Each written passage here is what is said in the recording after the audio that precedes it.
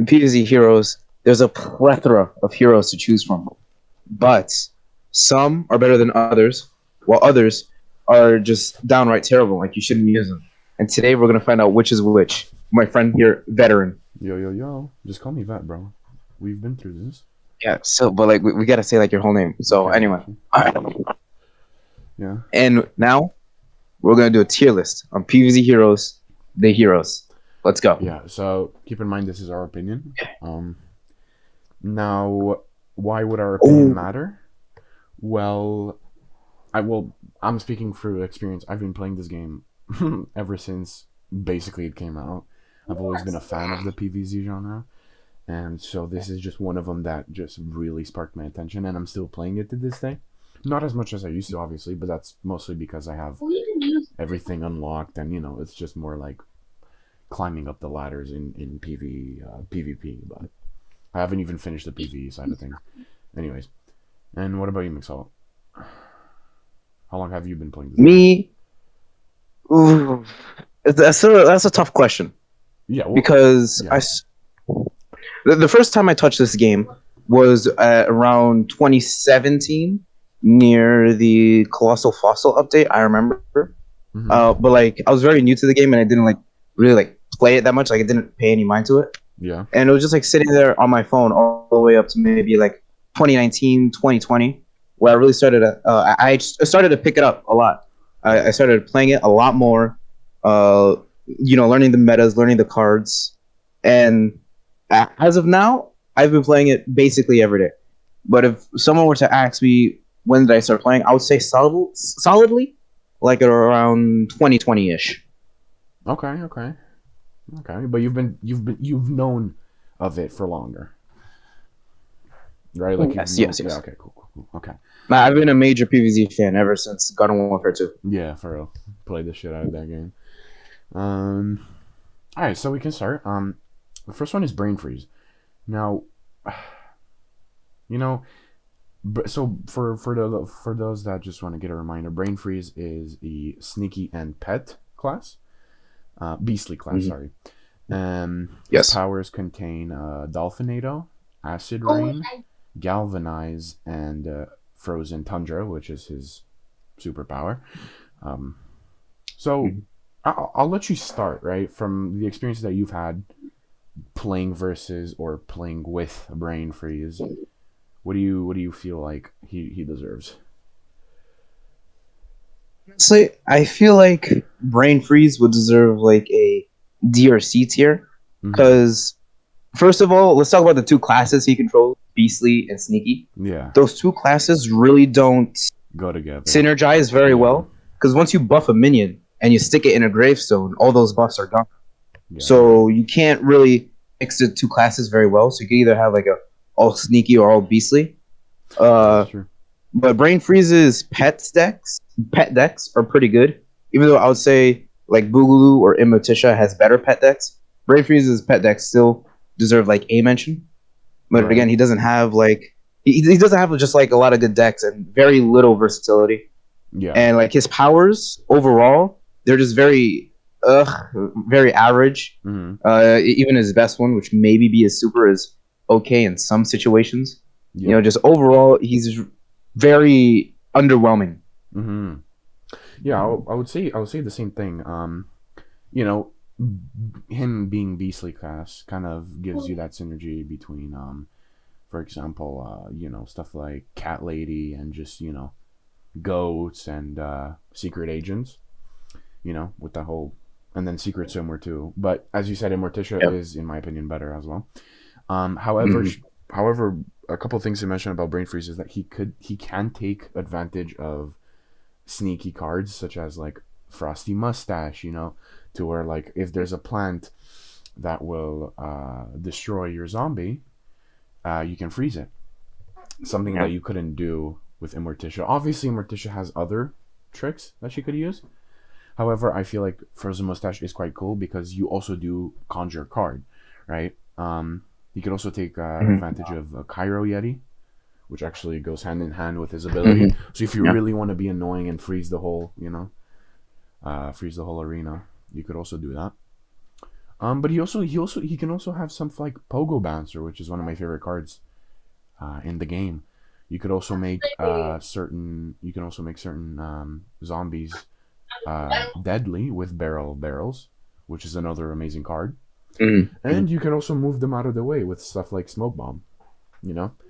And it has Sneaky has a couple of very very good one drops to start off. Stuff like Mini Ninja, Yeah. Imposter, Ducky Tube Zombie. If they don't have anything for that duck, it's kind of it'll build up quick. But Right. as you said, there are better options when it comes to pet decks and even sneaky decks. Like that's why HG is a thing. Infinity, even. Yeah, Infinity too.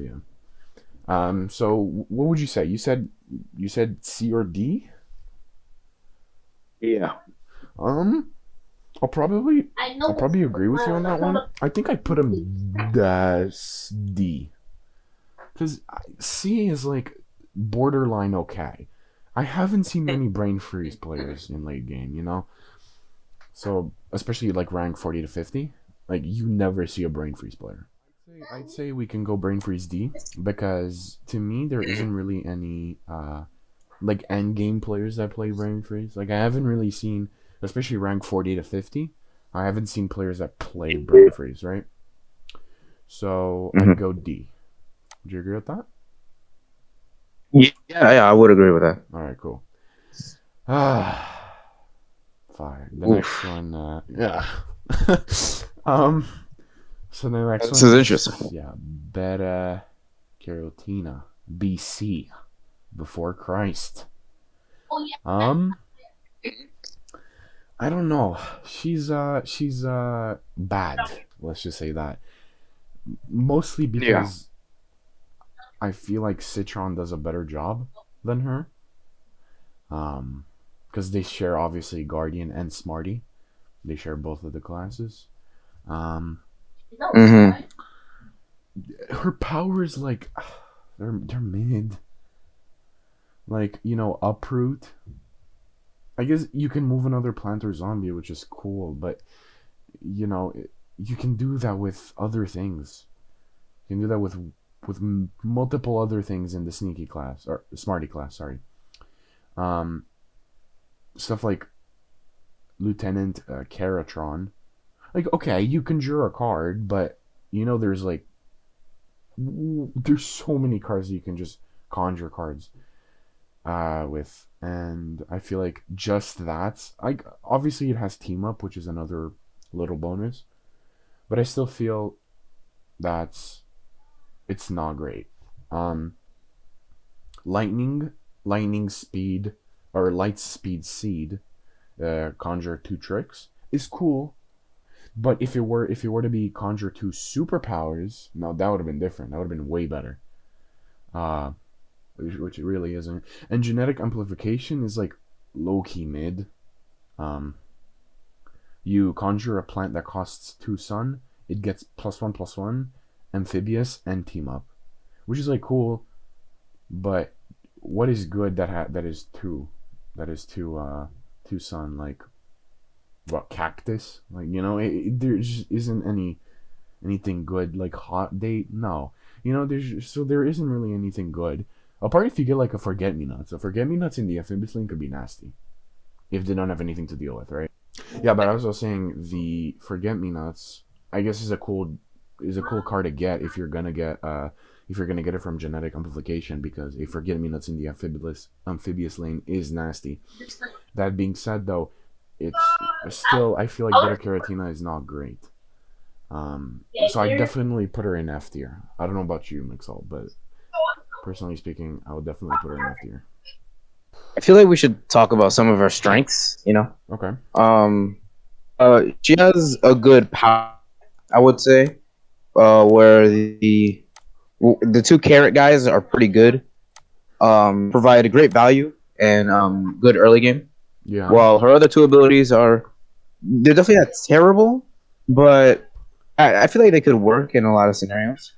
Sometimes you'll be getting like the most perfect stuff from Lightspeed Seed, right? Yeah. And like genetic amplification, if you get a doubled mint from genetic amplification, or even a Triceratops. the carrot Yeah, yeah, dinosaur. yeah, yeah, yeah. If you get either of those, yeah, thank you. If you get either of those, like you basically won the game right there. Even stuff like Forget Me Nots though. But I feel like other than that, yeah, like Forget Me Nots amphibious with 3 damage, like wow.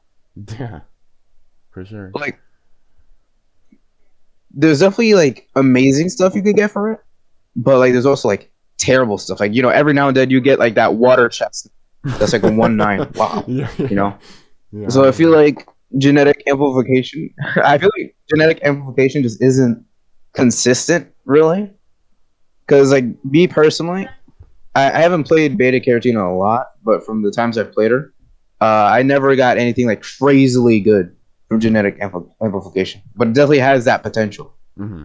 And now to the classes she controls, she is basically like her and Citron are basically like the best characters to counter people.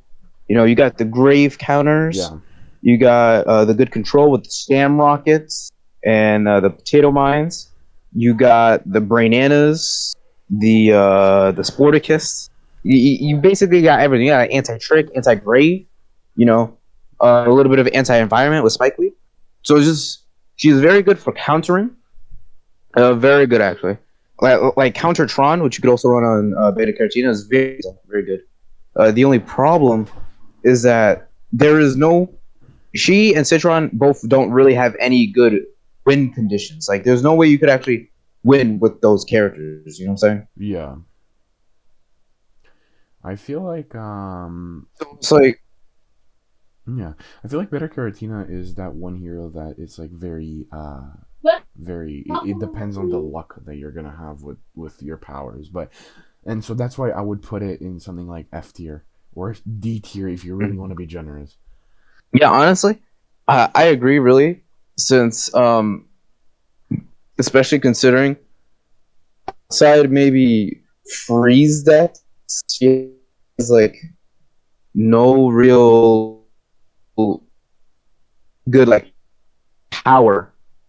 It's just you react to the opponent and like it's just very slow overall, Yeah. and not enough late game. Like maybe a couple of dragons. So that's about it. So what do you think, considering all this information, would be an appropriate? I would put it F tier. Honestly, because of how borderline OP freeze decks are and Countertron, I would say she deserves at minimum D. Okay, I'll agree with you on that one, just because. Yeah, I'll give it to you. I'll put her D. Man, where do you begin with Captain Combo? That big hunk of exactly. So like, there is no explanation needed. Captain Combustible controls 2 of arguably the strongest classes in the plant side. All his powers are like A and up. His worst power, which is Meteor, is still a very good power. Yeah. It's like this man is swimming in wind conditions. Oh yeah. Man's and like the fact, exactly, he really is overpowered. And the fact that you could just put 4 copies of Repeat Moss in any deck and basically call it a day is just it's ridiculous. It's really ridiculous. Dude, the power Repeat Moss with Blazing Bark and Time to Shine, like you might as well leave. Like just leave. Exactly. And you put in like some great powers too to double it up. It's over. Yeah, Great Responsibility and the other one. The 3-drop one. It's stupid. Yeah. He's broken. Like so broken. Like there isn't S tier isn't even like, it should be just Captain Combustible here instead of S tier. Just he's broken. Yeah, I mean there isn't much to be said. He's just yeah, he's like OP, like that's about it, Yeah, that's about it. There isn't a way around it. His powers are beyond broken. There's not one power that, when I start off the game with, I'm like, damn, I got this power. It's like every power is lit. Yeah. Literally, you know. Cause Oh. yeah. But yeah, definitely S tier. There isn't any thinking about it. It's just straight up S. Yep. Chompzilla is definitely one of those heroes where it's like mid. You know, he isn't good, great, I should say, but he isn't bad. Like Beta Carrotina, for example. I remember you playing a heal deck with Chompzilla. I think there's also one deck with onion rings. It works very well actually. But I mean her powers aren't great. You know, her superpower is you know, like the Devour, destroy a zombie with the lowest health. Like that's okay, but it really is better early game than late game, in my opinion. Yeah. If it's not your starting power, then you're basically never going to use it. Yeah. Unless you're really desperate. Scorched Earth is okay. Geyser is pretty good in my opinion. It is. I think it's her best. Yeah, and Hollow Flora, you know, draw 2 cards. It's okay. Yeah, nothing bad about that. Yeah. No, you know, it's always okay. But as the 2 classes that it, you know, controls, Metagrow and Solar, it's okay. It's not quite the best pairing in my opinion. There's definitely better pairings out there. Like, you know, Kabloom and Solar is way better. Yeah. And, you know, honestly, even stuff like Guardian and Solar has some really cool little things you could do. Right. But yeah, just in my opinion, it's I would say like B tier, just because there are decks that really counter other zombies. Like Onion Rings is so annoying, especially if you have like onion rings with like little buddies. Like, bro, it's busted. Oh yeah. But yeah, I would put it like B tier. And if we want to be really harsh, we would say C. But I think B tier would be like a healthy tier, pretty much. To be honest, I am kind of like split on this one because I feel like if we're just looking at Chompzilla, then it would be B, right? But yeah, I feel like the problem with Chompzilla is that she gets outclassed by everybody. Like she has good bonus attacks, but Brass Knuckles does that better, or Captain Combustible, and she has good healing, but WallKnight does it better, or even Solar Flares in some cases. Right. So I feel like due to her being so outclassed and just overall mid, she would be more like a C tier, maybe high C at best. If we want to be generous. Okay, I see where you're coming from. Yeah, I definitely know that I think of it. Chompzilla does get countered pretty easily. Yeah. So we'll leave it at C. All right, now Citron. Citron. Well, I mean, everything that we said about Beta Carrotina can be applied to Citron, except for the powers. I feel like Citron's powers are just a tiny bit better because they give you that early tempo or that removal due to transmogrify. But really, it depends on the situation. And normally, I think Beta's powers would I think Beta's powers are more versatile, while Citron's powers are more situational. But in those situations, they do much better. You know what I'm saying? Right. Yeah, root wall is always nice. Yeah, but I feel like for me as a player, I would take versatility over everything. Okay. So I would definitely put Citron in the same like tier as Beta, but like this or probably like that. Yeah. You know, like better than Beta Carrotina, but still D tier. Yeah, exactly. Honestly, when Citron, whenever I play Citron, I have this just the worst thing that could happen, I swear, is to transmogrify something because it's like it's gonna do like 3 damage or whatever, and then it turns into like a cheese cutter. It's like it's so annoying. Or there's the RNG element can really screw you over sometimes. Yeah, with transmogrify stuff like, for example, Captain Combustible, there ain't no RNG. It's just broken, like, you know. Yeah, so I definitely say D tier, but just higher than better Carrotina, but still D tier because it doesn't really perform well in late game, especially for players that know how the game works. There'll be a lot of counters to Citron, obviously. So, Electric Boogaloo. Now, I've heard a lot of negative things about Electric Boogaloo, but honestly, I really, really enjoy Electric Boogaloo. The Evaporate is really, really good late game. Like, very good Yep. late game.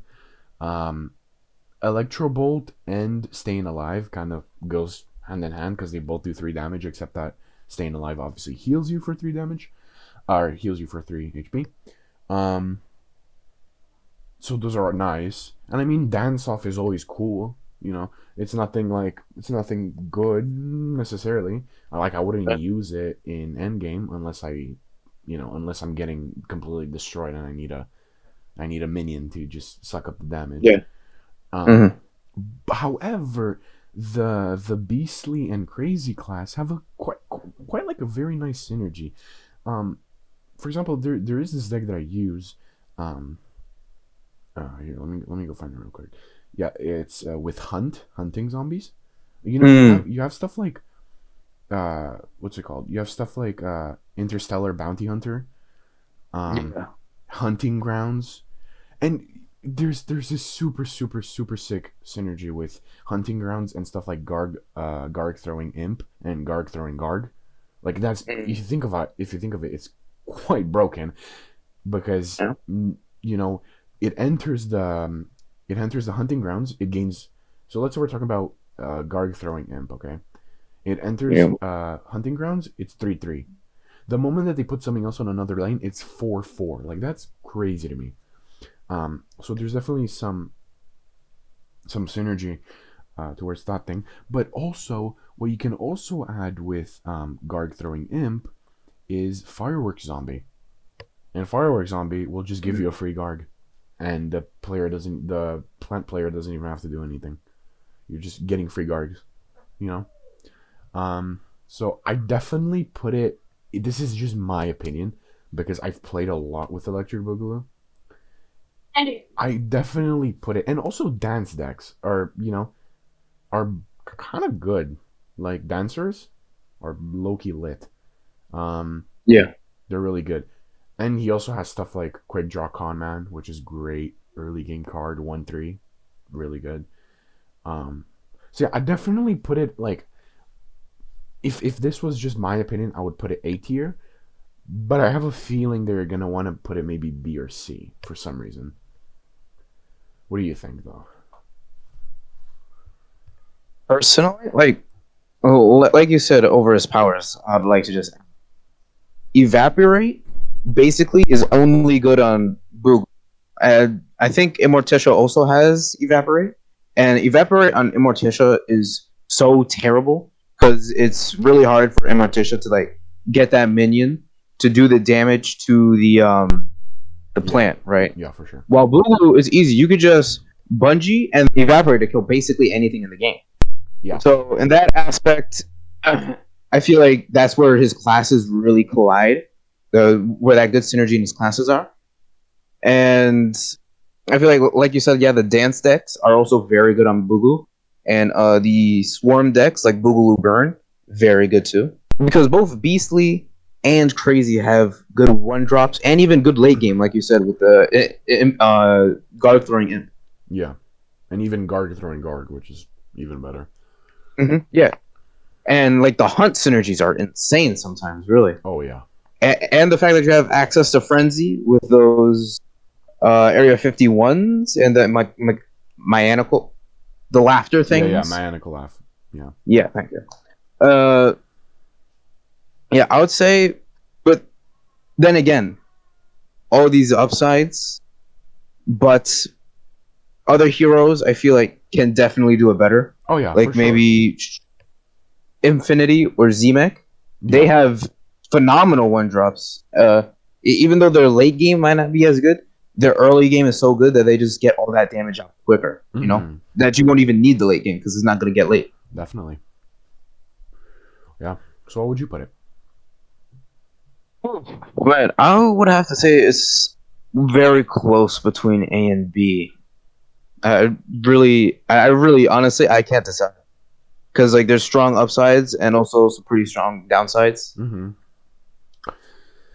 Um, as I said, from just personal experience of it, me playing with it, I definitely because I was a big Electric Boogaloo guy back in Mhm. back a while back. I have a lot of decks on him, and I quite enjoy them. So I definitely say A. But if you feel like there are a lot of scenarios where Electric Boogaloo would get outclassed by either zombies or either plant heroes, then we could go B, and I'd be okay with that. Also, Boogaloo's control is pretty good too. Yeah, definitely. So, man, you know, for now we'll put him in A. But if we see the things in A and that like he's getting outclassed in A, then we'll demote him a little bit. Yeah, that's a good idea. Grass Knuckles is a very interesting hero indeed. I feel like first of all, let's talk about his powers. Um, his superpower, Plummel. It's good. It's good. Very solid. Yeah. Um, even if you're trying to get out a lot of damage on turn one, like how much is it? Like 6 damage? Yeah, Six. Yeah. 6 damage on turn one. Nothing to scoff at, you know. Yeah, it's even more And than Green Shadow. yeah, really. Also, I would just like to say something about his superpower. I don't know how you feel because this is RNG based, but I swear to God, every time I'm fighting a Grass Knuckles, they always get their ultimate power as soon as they need it, like every single time, Yeah, and it annoys me so weird. much. Yeah, it is weird. Yeah, Yeah, Grass Knuckle players are definitely annoying. definitely. Because something that I play a lot now. It's HG. That deck Hmm. with the or freaking what's it called, bungee jumpers, and or sorry, pogo jumpers, and Hmm. mixed up gravediggers, just because the synergy's absolutely lovely. Hmm. But they always, like, I swear down, every single Grass Knuckle I go versus have like 4 copies of Gravebuster, and it's just Hmm. so annoying. And they always have it whenever they need it. Yeah, so maybe Yes. it's just us getting like unlucky. So maybe, but it's still, it's quite annoying. Plus, I'd say that 80, if not 90% of the players that do play um, Grass Knuckles definitely, now that I come to think of it, they definitely use Triceratops. Like, honestly, it's kind of like a must for them. Maybe I'm wrong. Yeah. I've seen a couple of Gatling Pig decks, which works well, I guess. Um, but they also have, like, that Knight's Control with, as you said, Sham Rockets, Yes. Yes. and Potato Mines early game. Forget Me Nuts is another stupid one. Having Forget Me Nuts is just broken. um, so yeah, what would you put it at? And then I can go off of that. Well, I mean, his other powers, like Time to Shine, is a very good power. Well, it's a pretty solid power, and there's absolutely nothing wrong with Hole 4. And then his decks, again, like you said, good control. Those spike weeds really come in handy. Has great finishers like the peas. Great bullseye. You could do some great bullseye decks with Grass Knuckles. Yeah. And also the access to bonus attacks, is amazing. Mm-hmm. I feel like it would go in A, honestly. Really? Just Okay. yeah, just good one drops, good late game even with the pop and poppies. Even though not many Grass Knuckles players run Yeah. pop and poppies. And just Triceratops alone, just Yeah, it's Triceratops alone is definitely a really solid card. Quite very, very annoying to deal with unless you're running, like, bouncing factors. yeah. Because they would generally just put like a walnut, like they put a primal walnut, and it's like, bro, what But yeah, what that's can you like do with it? It's so annoying. As you said, unless you have jumpers. Um, mhm. so yeah, I definitely agree with you on that one. Honestly, I'd put it A. Better than Electric Boogaloo or worse than Electric Boogaloo? Ooh, man. Uh, Honestly, I would say a bit better Mm-hmm. because first of all, Forget Me Nuts and Also, the fact that you got like stuff like anti-grave and bullseye. Like Boogaloo has absolutely no bullseye whatsoever. Yeah. Um, yeah, you're right, actually. And would you say that Brain Freeze is better than Citron, or the other way around? Yeah, actually, I would say Citron's better than Brain Freeze. Yeah, agreed. Yeah. But not better than Metacritic. She's awful. Yeah. Yeah. Okay. Dude, Green Shadow is so bad. I'm sorry.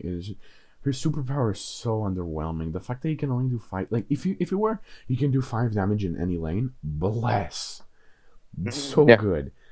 Like it wouldn't be amazing, but it would be way better than it is now. But the fact that you have to do it in the middle lane only, like to me, it's such a if I get it first round, I'm gonna use it right away card. That like Yeah. it's I don't know. It isn't, and experienced players, experienced zombie players, when they go versus a Green Shadow, they won't put a 1-drop in the middle lane. They'll put it on like one of the side lanes in the rooftop maybe.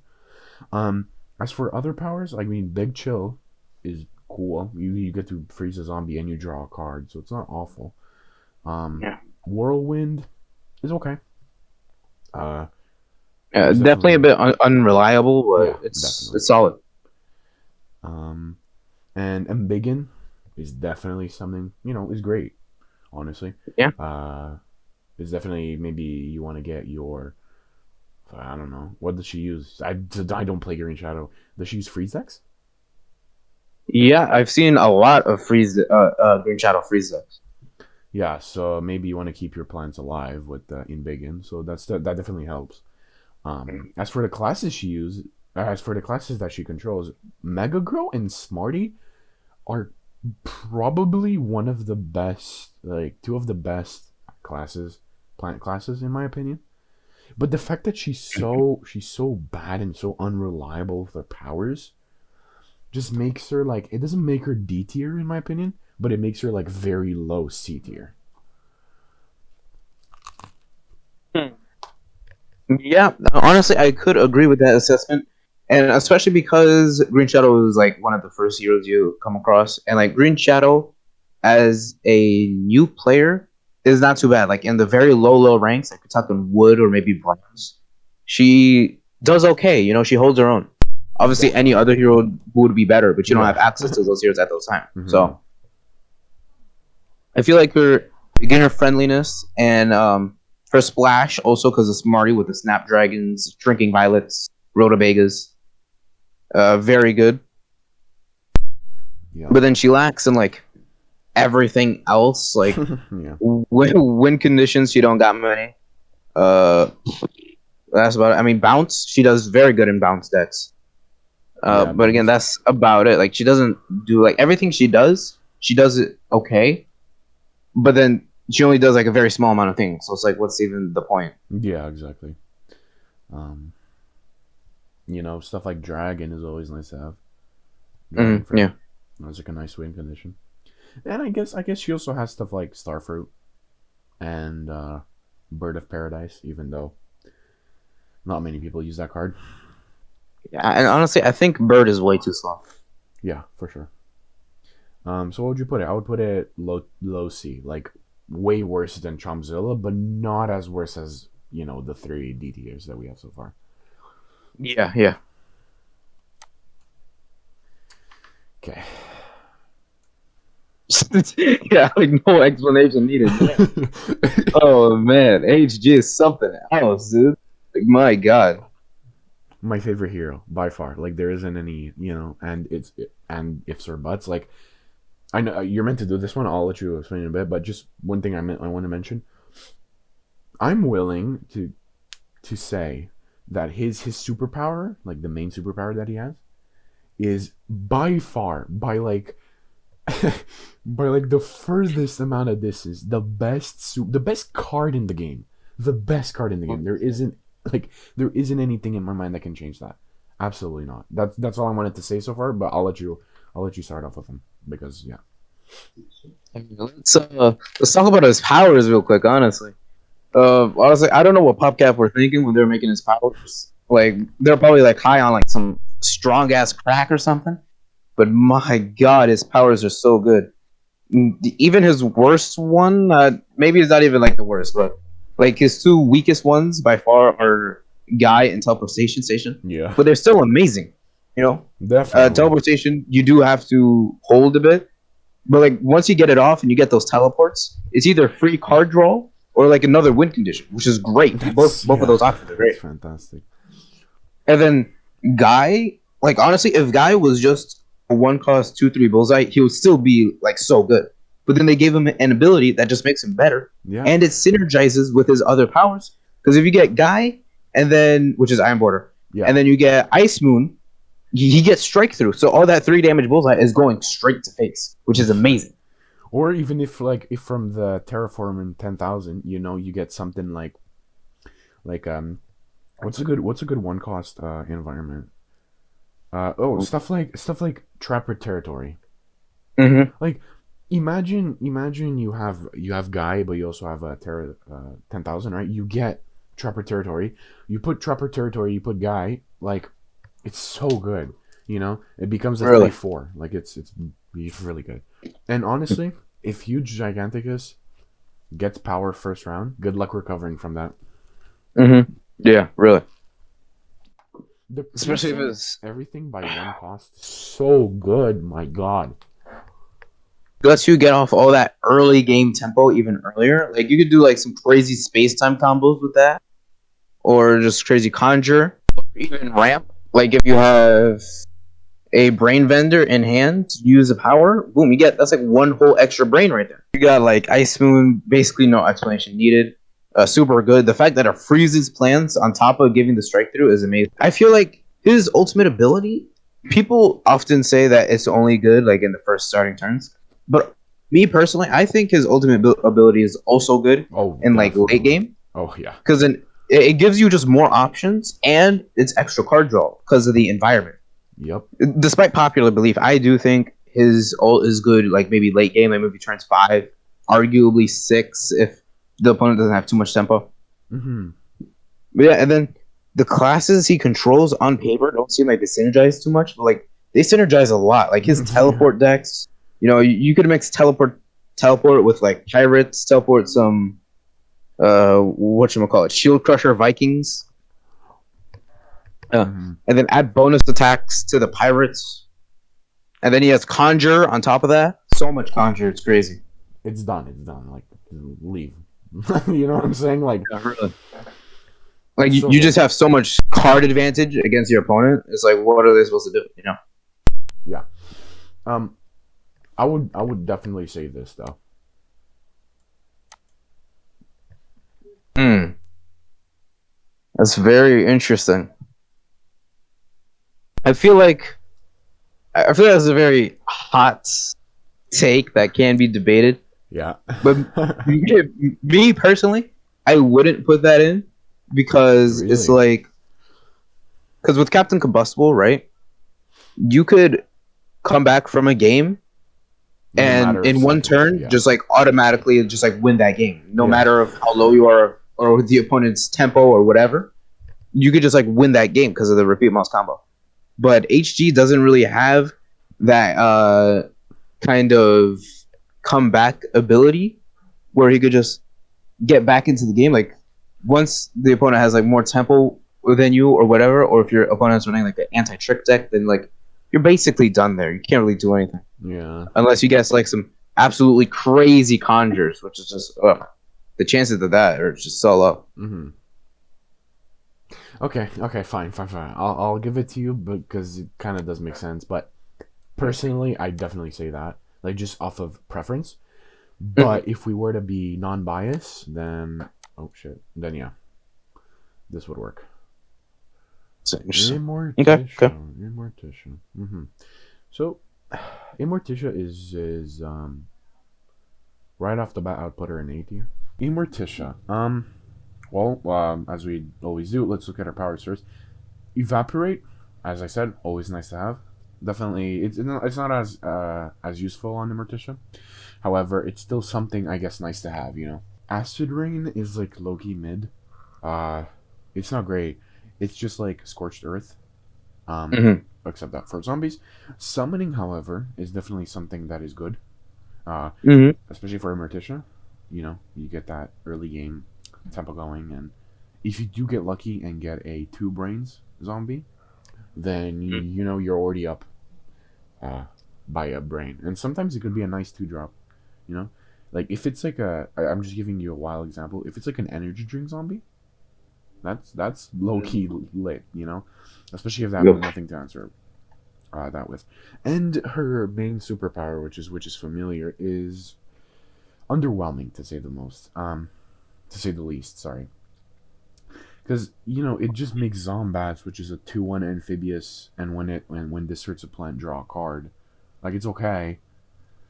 And for Immorticia, I guess drawing cards is a bit important. So if you can keep that Zombat alive, go for it.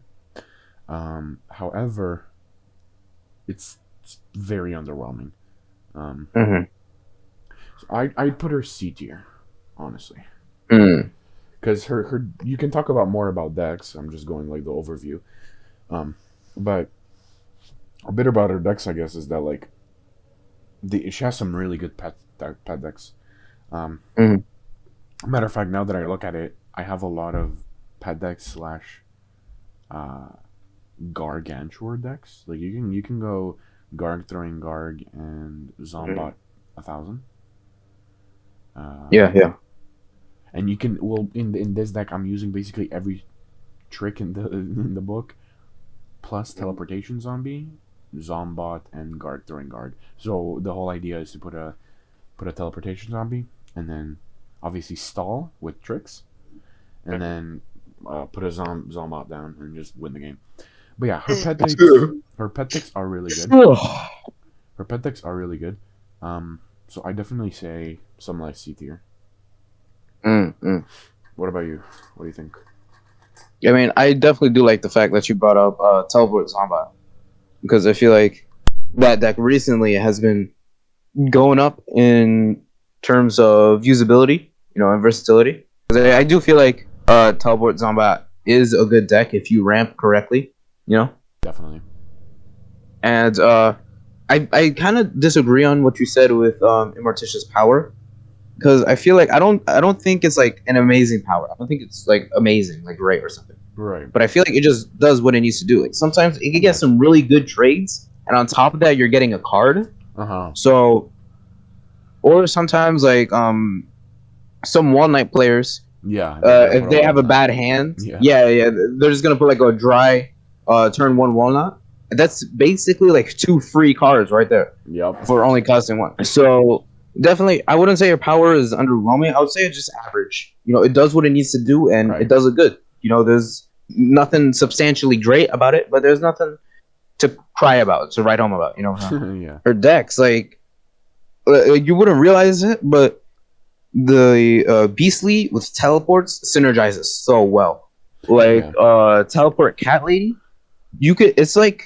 it's almost like Captain Combustible repeat moss combo, but the only difference is you're vulnerable to like tricks, like Sporticus or Forget Me Nuts that really hurt it. But basically, you just is nasty. Forget Me Nuts hurts Immorticia so bad, or really any anti trick, like it's crazy. Unless she has like a goat in hand. Yeah. With Teleport Cat Lady, you could just get so much damage so quickly, and then her guards are easily the best. Like she's the best hero for guards because she could just teleport them in, so they can't get like Shamrocket or like anything stupid like that. Yeah. Even though that is a very long-term game, like she's a very late game hero, I think. Yeah, she's one of those where you stall and then you win late game. Like there isn't many Immorticia players that win early game. Yeah. I mean, now that I think of it, maybe not C tier, but B tier, probably B. Like, because A tiers, I don't know. Yeah, I think A tier is being a bit too generous. Yeah, so would you say B tier? And especially considering that the Beastly control is actually pretty good. Like you could do like a 5-turn combo with Monster Ooze and like a 2-cost environment. Right. Or you got even rockets because of the brainy. So just a lot of good control overall, which makes it easier to get to the late game, Yeah. So yeah, I do think B is a good fitting for her. Now, How ironic is it that you will talk about Impfinity in just a second? Because this Yeah. guy is absolutely addicted to Impfinity. Mostly Oh, because it's addicted, man. easy. Yeah, just mostly because it's easy, and he likes easy games, and he has no skill. Okay, He has no skill. okay. Yeah, he just like deadlies the whole thing, and it's just cringe. Um, but I'll let you start with Infinity because you definitely know more than me. I think I've only played like 20 matches with Infinity. Okay. So first of all, let's go over Infinity's powers. Now, all of Infinity's powers are good except one. The only one that really isn't good is Inscription. And Encrypted. Inscription really isn't good for various reasons, but mainly because, first of all, for Infinity specifically, there's not going to be a lot of minions that you're going to want to put back into a gravestone since you lose all that damage from that minion that turn, or you lose all its stats. But sometimes it can be okay if you're really in desperate need of a card. But that's definitely easily like his worst power by far. Yeah. And now his three other ones. Oh my god, they are like all like A or S tier powers right here. We got we got Super Stench that essentially could just remove an entire field of plants, which is just wow. Like it's just great. You really gotta the thing about Super Stench is that you really gotta find the correct timing with it because even sometimes putting Super Stench on one zombie minion can provide very good value. Like putting a Super Stench on like a Triceratops or something just so it would die that turn. I think that's good value, especially considering that you're getting a card back. Yeah. So there's definitely timing to Super Stench. You're not always gonna get those huge field clearance. Oh my god, he has no plants anymore. But sometimes you could just get that one minion and like still win the game. Definitely. Yeah. Before you continue, one combo that I do actually used to use a lot back when I actually played Infinity. I don't play Infinity much anymore because it requires no skill. Is to put the Stench with Space Cowboy. In my opinion, it's quite good, especially if the Space Cowboy is like pretty buffed up. You can just clear a whole thing, especially if they have like some cringe like walnut deck to where you get rid of the walnuts, but you're losing at that point just because everything else is on the field. So, but yeah, you keep going. Onto his powers. Brute Strength is amazing. Has great combos. And just overall, the 3 damage, even if you just put it on a 2 damage minion, that's 5 damage for one turn right there. Like, it's so much damage. It's crazy. Obviously, provides no survivability to the minion, so the minion might die easily next turn. But it's okay, since Infinity really is an early game hero. He's all about the turn right now, not about the next turn or the turn after that. The turn right now. And which play could give you the most value right now. And then, oh dear God, it's super. It's super. Let me tell you a story, really, very quick. When I first started the game and I played Infinity, I used to hold on to his super because I thought his super would be better at blocking stronger enemy minions. Until I realized you could just play super. You could play his super on one, and then the plant enemy won't have any chance to play their strong minions because you already have so much tempo. Obviously, stat wise, the 2-1s aren't too good, but just the fact that you get them out so early and that they do a good amount of damage consistently and that they're amphibious just leads to the damage that they're doing. It just stacks up. It just racks up very, very quickly. They do die very easily to Galacticactus and banana bombs, stuff like that. Very small removal. Die very quickly. Right. But it's just such good early game damage, especially. We'll just talk about it right now. If you get super while playing a pirate deck and you have 2 1-drops in hand, you play super on 1 and then those 2 1-drops on turn 2, you basically won the game right there. Of course. Like there's not much the plant player can do right there, except again maybe Galacticactus. Like Galacticactus is so great for removing small minions. Oh yeah. But yeah, it's just so much. It's so many small. It's like Swarm basically, where so many small minions is hard to deal with. And then his decks, he has like amazing decks. Infinity easily has the best pirate decks in the entire game. His pirate decks are on another level. You get tempo with that aggro, with all that brute strength, all those sugary treats, and the kind of indirect added survivability with the bungee plumbers and the trappers just to do extra damage to the minions. Very, very good. Very good. His dance decks too. Obviously, I would say Boogaloo is better for dance.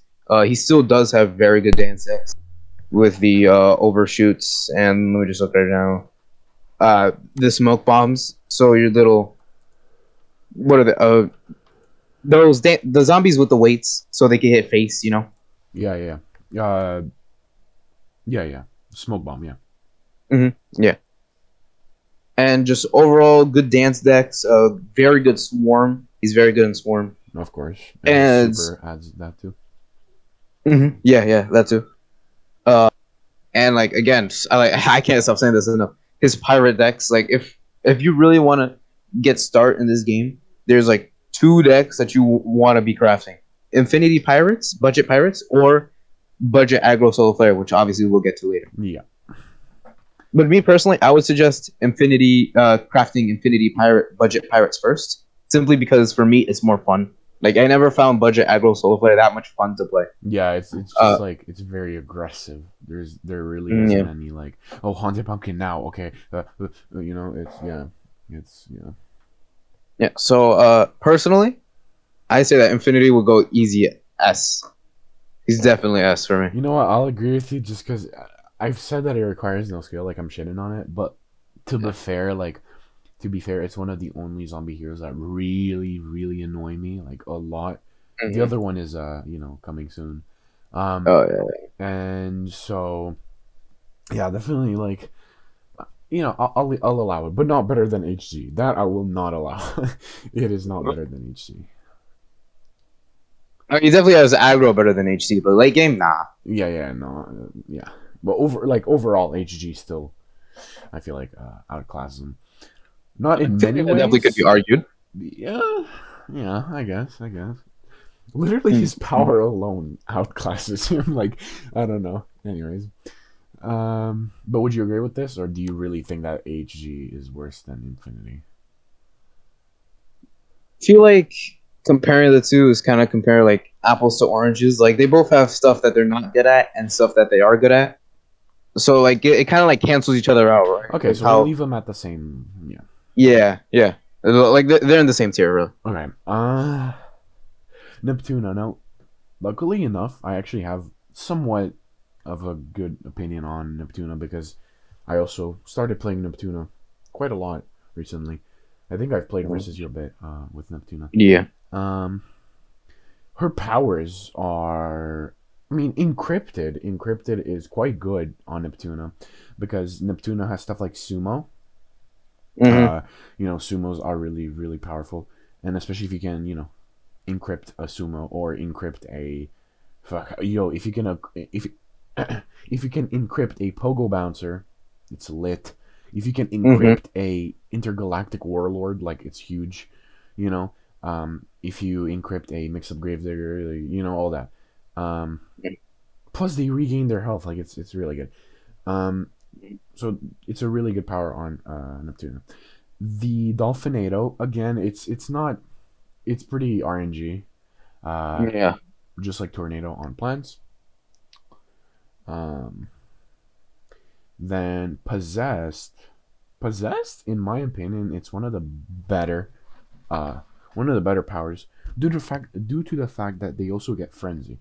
So you could have something like early game, let's say. Okay, you could have something like imp throwing imp, for example.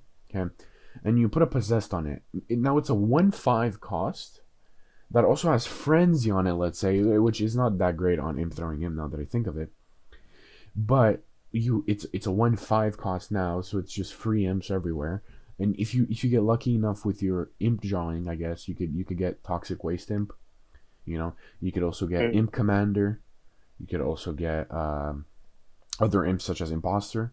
But I'm thinking like a good, like one of the better early game zombies to put possessed on, since I don't really think possessed is that great late game unless you get like really powerful cards and you just put frenzy on that, and it's really good in that sense. But it's still better earlier game, like round 3, 4 maybe. But a good card to pair it up with is Arm Wrestler, definitely. Yeah, if you put an Arm Wrestler and then you put Possessed on it, now it's a 2/4. And if they put something in that lane, it's a 3/5 with Frenzy. Like, it's good. So I definitely put in oh, and of course, how could we forget about her actual power, which is Octopult, make a 3/2 Octopet with Amphibious. It's close to Immorticia. However, I feel like it's just a tad worse than Immorticia's, now that I come to think of it, because you don't actually get a card.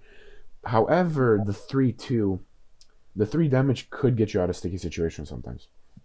Yes. So, and plus it has Amphibious, so that's always good.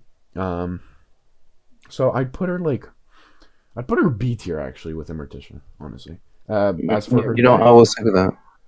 As for her decks, I'll let you go with it, unless you want me to explain the decks. Since I'll go with the decks. Her pirate decks are pretty interesting since you can mix it with going viral. So you have Frenzy and Strike Through, which leads to a very interesting predicament. First, the minion would do the Strike Through attack, which would hit him face. But then they would do the Frenzy attack, which would hit face again.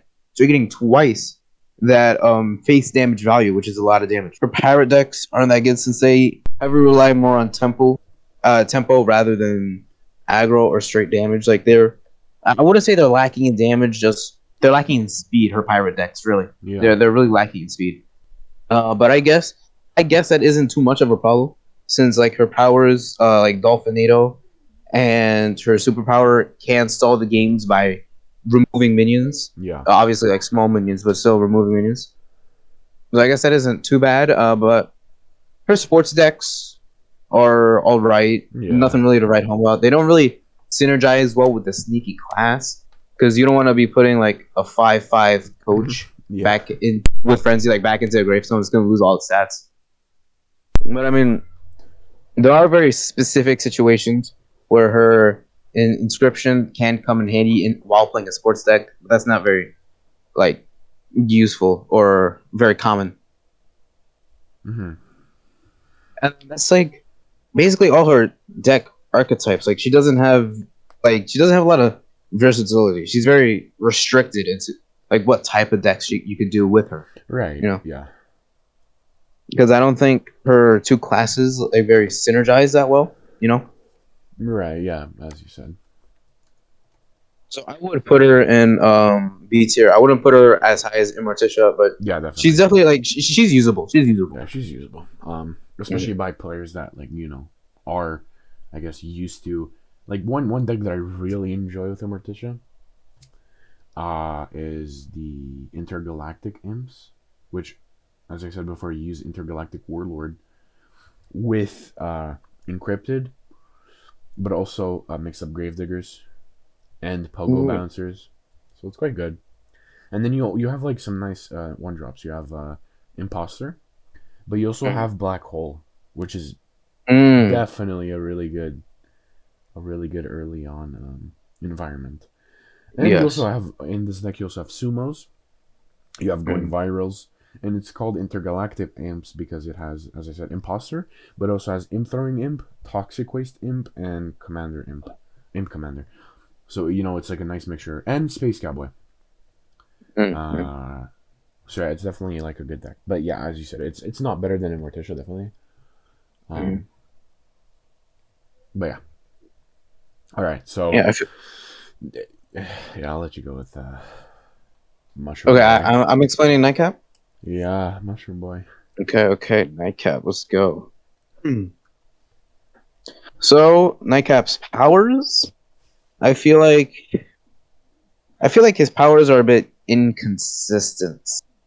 Not like inconsistent as what they do, inconsistent as how good they can or cannot be. Like more sport. Let's start off by more sport. I would say Dance Off, the zombie counterpart to more sport, is better because at least with Dance Off, only crazy heroes have it, so they could have that like a Valk synergy. But over here with the Kabloom class, The only reason you'd ever more sport is to get like 2 extra pine clones, which isn't all that good since if you're running Pycone, you should already be running like uh shrooms or two for shrooms, Yeah. you know? So just gets outclassed in the one thing it's good in, which is not a very good sign. And then you Yeah. have again, Tornado is just not consistent at all. Sometimes you'll get like that crazy game-winning Tornado, but oftentimes it's not even going to happen. So just it Whirlwind is much better for just removing a turn one play, like a turn one Headstone Carver or something like that, Mhm. just so you can slow them down just that tad bit. Uh, Rain, Rain is a pretty good power. Yeah, it can Rain definitely doesn't save. take. Yeah, it really it isn't like an amazing. Oh my god, this is so good power, but it just adds that extra damage and that extra survivability that your plants need to either win the game or just survive next turn, which is really good. Uh, Now his power, me personally, I am a pretty big fan of his power. I like the fact that you could just completely erase a minion and then do 3 damage, which is a good hefty amount of damage Hmm. that turn. But again, the problem is Poison Mushroom just isn't that good of a card. And Yeah. then like once it gets fronted, it's basically just like a free trade and no matter what. It's dead. But I feel like it's good against countering like 3 health 1 turn zombie minions, like those con mans, those pesky con mans. And again Yeah. those headstone carvers. Very good. But generally I feel like his powers are a bit all over the place. The majority of the time you're gonna be wanting to start with a super since I would say that's his best power by far. Yeah, for sure. Um, Do you want to talk about his decks or should I? well, I'll just mention a few things about his decks. And if I go too big into detail, I guess that was it. But um, to me, so I have a very weird opinion about Nightcap. So to me, Cycle Cap Nightcap is S tier if played right. Right? No. Mm-hmm. Okay. Now, however, overall, Nightcap is like D. He's such a one trick pony in my opinion. Like, unless they're trolling, everyone in late game uses Cycle Cap if they use Nightcap. Like, let's be honest. And Cycle Cap is stupidly good, right? Like, it's really, really good. You never have, you never have to worry about drawing cards. You get a stupid amount of cards. Um, you do lots of free damage, and they can't do anything about it, right? Um, you get bare minions on the map, you know. So it covers every single point, but overall Nightcap is just it's not great, you know. And now that I think of it, maybe Cycle Cap would be like A, but strong A, like this type of strong A, and maybe S. But now that I come to think of it, stuff like HG smokes Cycle Cap, just because Yeah. he has so many environments that like yeah, it's whatever. So if I had to put like Cycle Cap, it would be A and S, but him overall would be like DC. So I would probably put him B. However, to talk about his decks, obviously Cycle Cap is by far the you know the most Mm-hmm. known one. Everyone uses it. Yeah. There's also like tempo decks. So, he has some good one drops. I mean, he has Blooming Heart, which is always nice. He has Mm-hmm. Primal Yeah. Pea Shooter, which is Mm-hmm. definitely, I guess, it's okay. Um, Mm-hmm. which I actually do want to say that Primal Pea Shooter is a bit better like mid game to late game because you get to bounce like pretty big zombies. Um, you'll also have Brain Nana as Yeah. Nightcap. You also have like Sporticus, which is definitely really good. If you want to be a bit trolly, you can add Molekale. You know, Yeah. um, and you also have a couple of beans. Obviously, you have a lot of mushrooms, so you can make some really nasty mushroom decks with like Yeah. Punish Mushroom, uh, Strawberryan. You get a And free even Berry Sporticus is a Blast. mushroom card, so Yeah, like that's it's good crazy. class synergy. Hmm. Mm. So yeah, like he definitely has some really, really, really good decks. However, he's a very one-trick plant hero. So Mhm. depends on what. If we wanted to do Cycle Cap, definitely A or S, like high A, low S. But if we were to put it overall, I'd definitely put him like B, B. Yeah, because like when I see the things we have in C tier, it just really I don't think it's really as good as Nightcap. Yeah, yeah, And especially I don't think you mentioned this, but Nightcap's like bean decks, like they are like some of the best bean decks ever. I mean, that is I true. think Green Shadow has kind of good bean decks because click peas and what you call it, black eyed peas. Uh huh. But Nightcap's early game removal, and if you could like sprinkle in a little bit of berry synergy in there too, berry with beans, that's like very good right there. So yeah, so what would you say? Would you put him B? hmm Yeah, I would say B. I would say he's better than Neptuna, but not better than Immorticia. Yeah, but if we were to talk about solely Cycle Cap, definitely put him A or C. Or A or S, Yeah, sorry. definitely, definitely. Okay. So, okay, Professor Brainstorm. Now, I mentioned this a while ago as like a little teaser, but I hate Professor Brainstorm. Like, he's one of my favorite zombie heroes, but to go versus him is so agonizingly painful sometimes. I hate it. So, to talk about his powers, summoning, another, like, it's great to have it. Um, Yep. I'm not mad if I have it first turn, obviously.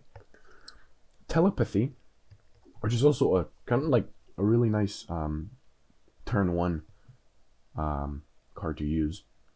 Dance off, it's not great. It's probably his worst power, in my opinion. hmm But his his superpower is definitely up there. I wouldn't say is the best one or close to the best zombie one. Um, because it is like random. It is RNG based. But sometimes you get some really cracked cards. But also if you really need cards, boom, you have 3 free cards. And turn one, it could give you a big advantage. Um, so yeah, it's definitely good. Um, as for the classes that he controls brainy and crazy, which definitely synergize well together. I mean, from the decks that I've used, definitely really good. Um, you know, if I go and take a look, I have like you can ramp up easily with him, like Brain Vendor. You know, you can do that hmm easily. Bad Moon Rising, mustache decks are really good with him. And also another one that is very very well known is Valk Trickster Hybrid, which is Yes. Valks with Tricksters. And you take advantage of the Valk ability with stuff like Barrel of Deadbeards. You get, if the barrel explodes, that already counts as a zombie, so the Valk is going to gain +2. You also can add stuff like Quasar, but he also has a lot of removal cards. He has Bungee Plumber. He has Exploding Fruitcake, which is huge on Professor Brainstorm. And Yeah. he also has a lot of cards that can give you more draw. Fun Dead Razor is another good example. Um, but he also has a lot of good tricks. Uh, Lurch for Lunch, which is you don't do a bonus attack. You can Mm-hmm. add your Evolutionary Leap in ramp up decks with Bad Moon Rising. And I swear you can get a Bad Moon Rising in like turn 4 if you get the right, things. Um, so yeah, I definitely say A tier, honestly. Mm. It's very interesting. Probably like A tier like this. Not better than Grass Knuckles, but like better than Electric Boogaloo though, I feel like. Yeah, honestly, I feel like that's a good place to put him, and especially because I don't think you've mentioned this yet, but Professor Brainstorm has not only crazy control, crazy removal, but also very crazy swarm. Like because of the crazy class, you have very good one drops like Conman and Grave Robber, which is just so much damage overall. And then you could follow that up with a Disco Dance Floor, which is like 3 damage on turn one. Yeah. And you have final missions to get rid of like a minion you don't want. Then just do 4 damage. So his swarm is very good. And then you have the overshoots and the Zombat's Wrath, which just could basically remove something, or it could win you the game in some specific cases. Mm-hmm. Yeah, like he has good swarm, good control, good late game, good early game. You know. Yeah, he's a very balanced super hero. Yeah, I would say like he's one of the more versatile superheroes. Definitely. Yeah, now that I come to think of it, when you said swarm, he also has stuff like mystery egg, which is always a nice one drop to have, because sometimes it can give you some really good stuff like cheese cutter, Yes. And even like disco knot, grave robber, all these things are nice. So yeah, would you say like A tier? I would say it. I would say he's definitely better than Boogaloo. Now would he be better than Grass Knuckles though? It's a good question. Honestly, I feel like no, because Grass Knuckles just the bullseye, and Grass Knuckles does tempo so much better than Professor Brainstorm. Yeah, that is true. Yeah, so we'll leave him there. Oh, have fun with Rose. She's a bitch. Oh God, Rose. There's a reason why r/PvZ Heroes hates Rose, and that's because all of her powers are just. I would say she's the best hero for controlling the enemy player early or even late game. Let's go over his powers real quick. So she has Transmogrify. Now sometimes Transmogrify can bite you in the ass. Give the opponent like a tennis champ out of nowhere. But in my experience, that has rarely happened. And sometimes you'll either just get nothing or like a super rare that isn't very good in this situation. And still, like, would you rather have a 6/6 guard or just like a 4/1 tennis champ that's going to turn to a 1/1 next turn? I think the choice is clear for me. Right. They're just very good removal. And then her worst power by far is Big Chill. Just freeze a minion. It's not that good. If you're ever fighting against a Rose, you're always wishing that she would start with freeze. So at least she just doesn't automatically remove your minion. But as a Rose, it's still an okay-ish power. Not too bad. You're not gonna die. In freeze decks though, this power is like on like crack, bro. It's crazy. In freeze decks, it could basically just say remove a zombie, draw a card for 1 cost. Yeah, because you could pair up with that squash, with the winter squash. Yeah. It's winter squash. And then you have what the. Yeah, really. And then you have Weed Whack. Weed Whack isn't too amazing. Weed Whack is only good like maybe I'd say up until like turn 3. Once your opponent starts playing things with like 3 health, 4 health, 5 health, it doesn't really become that good. But it's still -2 damage, which can like avoid lethal, avoid one of your crucial minions dying. So it's, I would say, the best it can be is during like turns 1 and 2, and then aside from that, it kind of starts to fall off because of the higher stats. But it's still even good once it falls off. And then you have Godify. There's 2 things that could happen with Godify. 1, you Godify a strong minion, and the goat's just sitting there propping your block every game. Or 2, you're up against a smash, you Godify his minion, and he just buffs the ever-living heck out of it, bro. It's so crazy. I've seen it happen sometimes, it's like, oh my god. Because the main problem with Godify is that it creates a goat, which is considered a zombie. So that means the zombie player can manipulate it in any way it wants. Like if you're up against a Brainstorm, the Brainstorm can just destroy it to turn it into 4 damage with Final Mission. Yeah. Again, like if you're playing against like the Smash, you can just buff it up to ever living hell.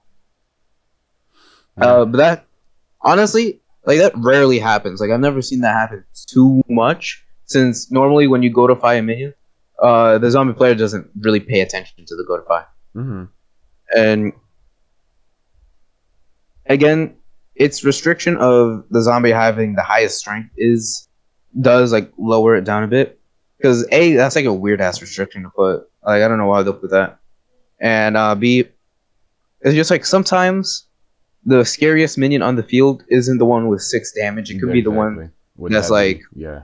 yeah, exactly, with deadly or something. Like a good example, that comes up to mind when I think of like scary zombies that I would really want off the map as fast as possible. You know, what is that intergalactic imp? Hold on. Cosmic imp. Sorry. You know the 3-drop Mm, 1/1 with deadly. Like it's so stupid yeah. how annoying that little shit can be. You know, and if you don't have transmogrify, which isn't really a great counter, uh, you know, if you don't have weed whack, anyways, the Gotify would do probably better, will be better, but you can't because it's a 1/1. So Mm-hmm. Yeah, and the majority of the time, the zombie player would have something on yeah, the of field that course. has stronger attack than one. Yeah. Yeah, so still though, I feel like Rose's early game control is so good that it leads to like all her decks being better. Like I feel like Rose has the best ramp decks ever, not because she has good ramp, but because her cards to ramp 2 are the best. Like Yeah. basically what I mean is you could be getting like turn 4 dragons, Yeah, dragon exactly. fruits, or like turn 3 brainanas. It's crazy. Hmm. And just like again, like her freeze decks are also very good too. And very annoying. Uh, yeah, very annoying. Uh, and on top of that, because she could remove the minions with Transmogrify or Weed Whack, Deadly wouldn't work on her as well if you're playing against her, because you could just like remove the minion and then all the Deadly is like just gone. Hmm. So her freeze decks are really good. Her ramp is really good. She has amazing late game. Just got her late game. It's so Yeah. good. And then you have like our heal decks also like very on top with those little buddies and that what is the card I'm looking for? Cob Cannon Yeah, combos. I was gonna say Cop Cannon for sure. Yeah, it's very scary stuff. And then you have shooting Starfruit, which the majority of the time it probably won't hit, but if it does, like that's some good as that's like what 10 damage one turn. Yeah, it's crazy. To Especially if even you add like to her buff it up. control, and because she controls the Smarty, she has amazing splash with the Melon Pulse, Winter Melon Pulse, Yeah. Snapdragons, Shrinking Violets. She has amazing end game uh you know, win conditions, let's say. But she also And then has very good. some control like Chomper. Chomper is underused in my opinion. Anyways. Mm, I don't know. I feel like Chomper the card is just a worse version of Hammer Yeah. because it does everything Hammer does, but for at one extra sun for whatever reason. Right. But yeah, Rose is like what would you say, Rose? Ooh, Rose is very hard to rate. Very hard. I would say she's A tier, better than Boogaloo. Really? Okay. Yeah. Oh well, she has like no early game too. That's something you gotta Yeah. consider. Like her 1-drops are so terrible. I mean, she Yeah. has Primal Pea Shooter, but Primal Pea Shooter isn't good until like it's their turn. But I mean, I guess So Haunted Pumpkin is cool, but who wants, you know, mm, who wants to use Haunted Pumpkin on Rose?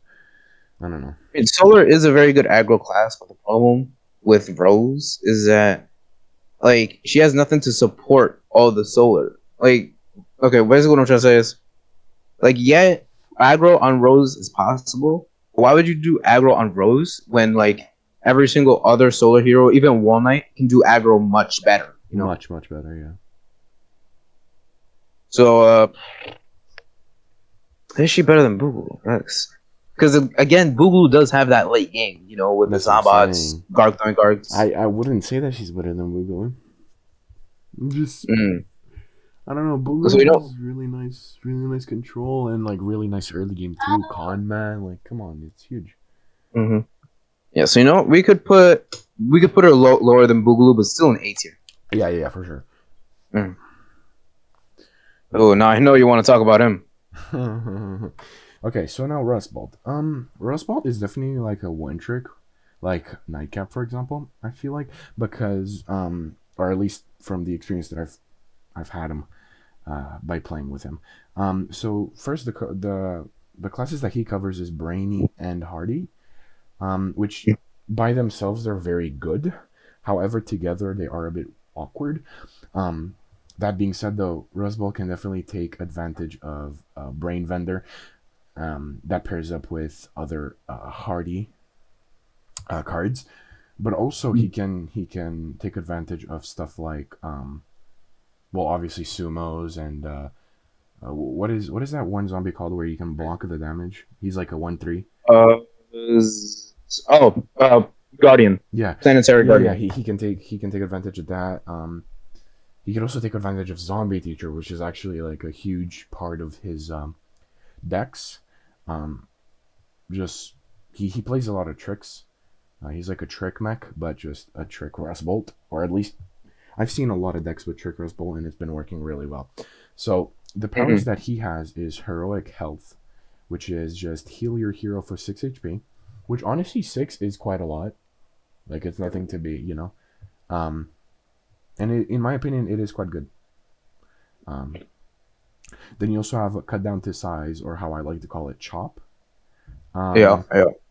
Destroy a plant that has 5 or more attack, which is actually lit endgame. It's great. I mean, it's not as good as others, but it's not a bad thing to have. Rock Wall, which is also really good. It just gives more HP. So he's really all about HP, it seems like. And his Shrink Ray, which is his superpower, which is a plant gets -3 attack, draw a card. Now this power is, in my view, very 50-50. In the sense of, sometimes it could do really well. And sometimes, very rarely though, you will use it like literally just to draw a card. Like the -3 won't be that big of an effect. Because the -3 is better, I feel like, late games. I could be wrong, but I feel like it is better in late games. And I guess, you know, now that I think of it, the draw a card is quite nice. It's like an added bonus, I guess. So, you know, if I start with the power, I'm like, okay, cool. The worst thing to start with, though, is Chop. Yeah. Because essentially with Chop, you don't have a superpower until like turn 5. So do you want to talk about the decks? Yeah, sure. I'll go ahead. First of all, obviously, as you guys mentioned, his trickster decks are pretty good. I wouldn't say like they're the best, but if you could try to pull off some sort of trickster going viral combo, then you get a lot of damage right there. Yeah. And especially considering that Rustbolt is a hero with a lot of one drop, what you call it, tricks. Hold on. Let me actually look. I don't want to be like talking out of my ass right now. Yeah. Let's see. I think he does have Hardy. Yeah, you know, you got the Hardy treats, the Rolling Stones. Yeah, Rolling Stones. He also has, like, if you want to call it a trick, a Black Hole is quite nice. We charge the trickster, so I wouldn't count that. Okay, well, Camel Crossing is quite good too. Even teleports, just running a teleport early game. Yeah. He has a lot of good cheap tricks, which means you can get your trickster faster. So he's very good for trickster decks. Yep. You see, he is a one trick. Now that you think of it, like, for real. Oh yeah, like, you know, it's a trick. Yeah. But like you said, zombie trickster decks, teacher decks are very good with Rustbolt. Oh yeah. You got the going virals, you got the good one drops like the genetic experiments, and even the arm wrestlers are good with the teacher decks. Yeah. And Planetary Gladiator, we mentioned it. Yeah, that too is very good in teacher decks. So his teacher decks are pretty good, and also it's a bit hard to pull off, but you can do like a paparazzi deck here and there. Oh yeah, okay. Yeah, like you could do like a combination of all the 3 decks we said, and just put paparazzi in them. Yeah. And like all these decks are good, right? But I think you've noticed a pattern with all these decks. They're all trick-based decks. Yep. So he dies very hard to like Mega Grow with Black Eyed Pea or Smarty or Guardian with their rip. Yeah, and his sports decks are pretty good.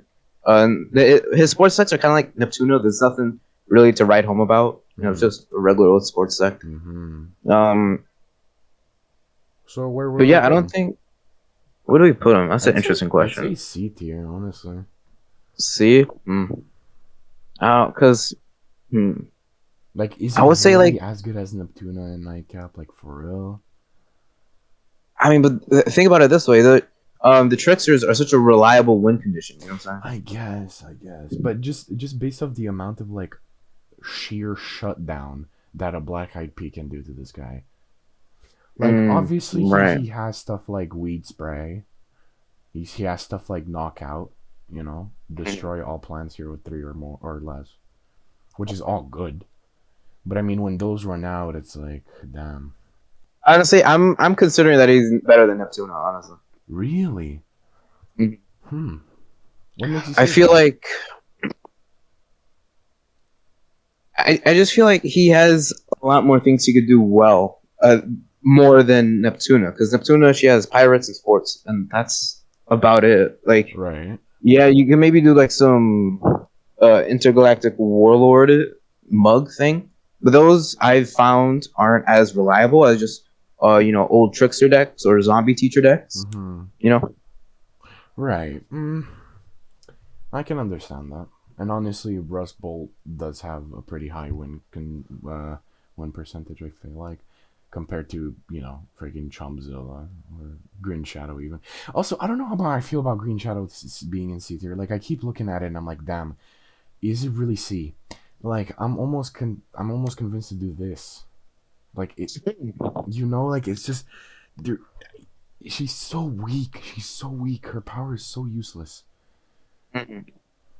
I mean, honestly, if you were to put her in D, I would not argue against it. I think that makes perfect sense. Yeah, so we should. I think we should put her like better than all 3 of these, but still, like, Chompzilla, you can't really you can't really compare. I don't know. Yeah. All right, so what are we saying about Rustbolt? You saying this? Yeah. I was thinking that. Yeah. Okay, I can live with that. I can live with that. Mm. All right, so now you do this Ooh. one. Yeah. Can we both agree right off the bat that this is the case? Yeah. Okay, It's pretty easy. good. Right. Okay. So solar flare, man, solar flare. Where to even start? Her superpowers, I guess. Let's take a look at her all her superpowers. First up, we got Weed Whack. Again, same thing as I said with Rose. Good early game power. Basically, just removes the minion off the field. Yeah. Or even late game, it could sometimes avoid lethal, or just make it so you have a positive trade, or just a trade with a crucial minion to their side. Yep. Nothing really more to say there. More spoiler, we already talked about. Basically, only good in Pine Clone decks. Like, that's it. Other than that, you're only going to be using that to chum block. Scorched Earth, I don't think we talked about this too much, but I feel like Scorched Earth it's kind of just like awkward. It's very awkward to use. Because, first of all, the zombie opponent can be wary of Scorch and just play all his minions on the heights. And second of all, 1-1 isn't that much to write home about. Like, the only thing I see you doing with 1-1 is removing like 1 health minions, like maybe Teacher if they play it on the ground. Yeah.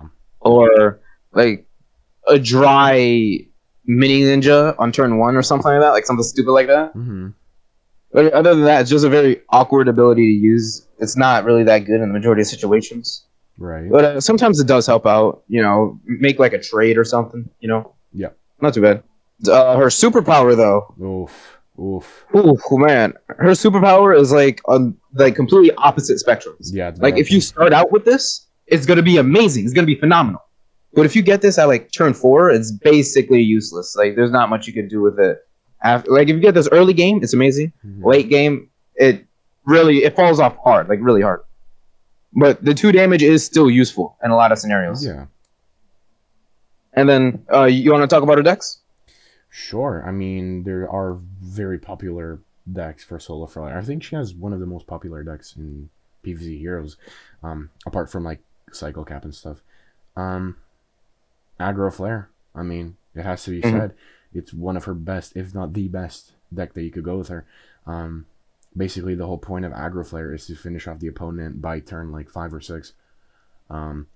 You really, really just, have stuff like Haunted Pumpkins, have stuff like Blooming Hearts, have stuff like Apple Saucer, have some Berry Blasts, some late games, let's say, because with Aggro Flare, you don't really want to get into late game. But some late games for her would be Astrocado, Elderberry, heck, even like Poison Ivy. And some nice control would be Fireweed. It is really nice control. And Jack-O-Lantern. It's honestly really good, and it can ramp up too if the player leaves it untouched. And obviously some removal cards would be like Banana Bomb, Berry Blast, but we've already mentioned that. Yeah, so Aggro Flare is by far one of the best ones. Another one that does work with her, I think, is... I could be wrong here, but I've seen a lot of ramp-up decks with Aggro Flare, in the sense of, you have stuff like... what's his face? You have, like, Primal Sunflower, for example, right? And then you ramp it up to, like... Because her win conditions at the end are quite good. Like, obviously, she has Cornucopia, which is definitely something that not a lot of players use, but it still really is really good. She has Kernel Corn, which is also underused for some reason. It can be really good sometimes, for real. It's not the best one, but it still can be good.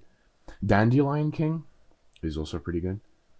Three-Headed Chomper is also good, but it's not as good. As for other decks, I'm not quite sure, Like, I haven't really seen any other Solar Flares other than, like, Aggro Flare and Troller Flare, but Troller Flare is just a troll. Like, it's not a serious deck. Yeah. It can be sometimes, like, it can clutch a win, but, like, it won't get consistent wins just because it's meant to be a troll. I don't know if you have any other... I mean, does Pine Clones work on some on Flare? Pine Clone is actually very good on Solar Flare. Okay. But not necessarily in Aggro Solar Flare. Like if you have Pine Clone, you would be wanting to run like mushrooms, and like very tiny minions. And, like, puff shrooms, little buddies, that type of thing. Yeah. Okay. Yeah. Do you have anything else to add, or? Yeah. Actually, I do. I feel like Solar Flare is just a better version of Green Shadow, simply because she's also a beginner hero, but she's like an actually good beginner hero. Yes. And like her budget aggro is like actually like very budget. Like don't underestimate how little time you need to play to actually get the deck. You maybe need to play like 30 minutes ish a day for a week. Like I don't think that's too much. No. Maybe because I have no life. You don't. I don't think it's too much. Yeah. And you were talking about her budget deck. I'm willing to go on a limb here and say that her budget deck is probably the best deck they can craft as an early game player. Like, not even...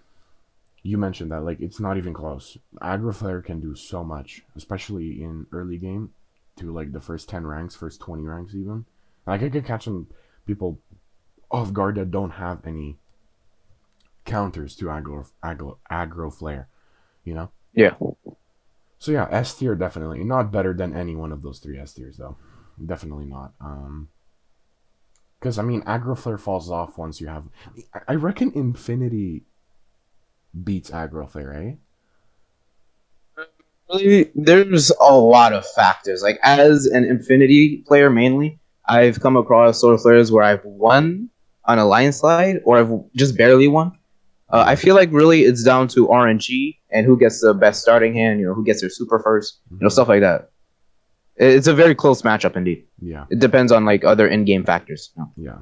So the next one is Spudow. Now, personally,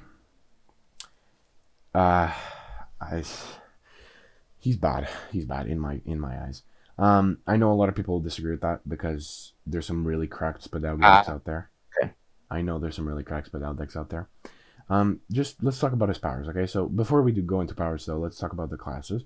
So he controls Kabloom and Guardian, which both of them are really good. Guardian has, the potato mines, the forget-me-nots, all that, the grave removers.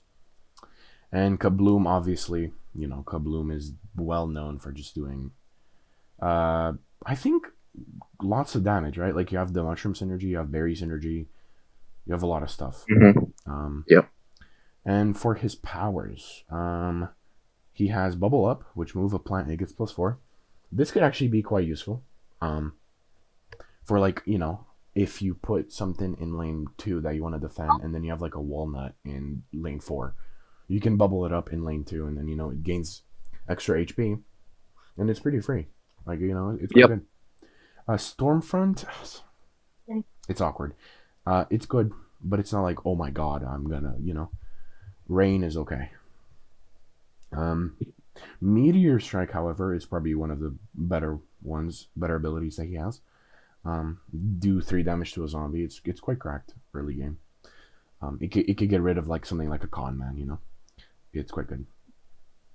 And for his ult, Tater Toss, make a 1 health hothead that says team up when destroyed. Do 6 damage to a zombie here. Now this is really good. Despite me saying that Spudow is a bad hero, his ult is really good. It does 6 damage. Late game, it could be so good. On top of that, it has team up. So if you really wanted to, like, you can get rid of a massive zombie on one lane and keep your plant alive. Like, it's really good. I'll let you talk about Dex, because I'm not really used to Spudow. Actually, I think he's my least played character. I personally just made a little Spudow deck of my own. Okay. Basically, Spudow has does actually have a lot of decks. So basically, you have Pine Clone decks with Spudow, even though they're not run as often because it doesn't mix well with the Guardian class. You have options. Mushroom decks on Spudow are actually pretty good because you have, you know, the mushrooms. Then you have the spike weeds, which adds as an environment, or the photosynthesizers to keep your punish rooms alive. You know, a lot of good synergy there. Then you have 3-nut decks. Normally, I think 3-nut is more popular like on Citron, but 3-nut on Spudow like should not be slept on because you could do 3-nut with a Shroom for 2 combo. That's 6 damage one lane on like maybe turn 4. That's like amazing value right there. Yeah, for sure. And what else? What else off the top of my head are his deck archetypes? Yeah, and also Spudow does have good control. He doesn't have the best control, mind you, but he has good control because of the Berry Blast, Banana Bombs, Jam Rockets, etc., etc., etc. You know. Mm-hmm. So his decks are pretty. Oh, and Berry decks too. Berry decks are either. I feel like Berry decks are either run with Nightcap or Spudow, but I think Spudow main. Because you got that berry synergy going on, and then again you have the spike weeds, and then the galactic cactus, which just adds more damage to the field while you're removing their minions, and then you're hitting them with bullseye. Like they're never gonna block, you know.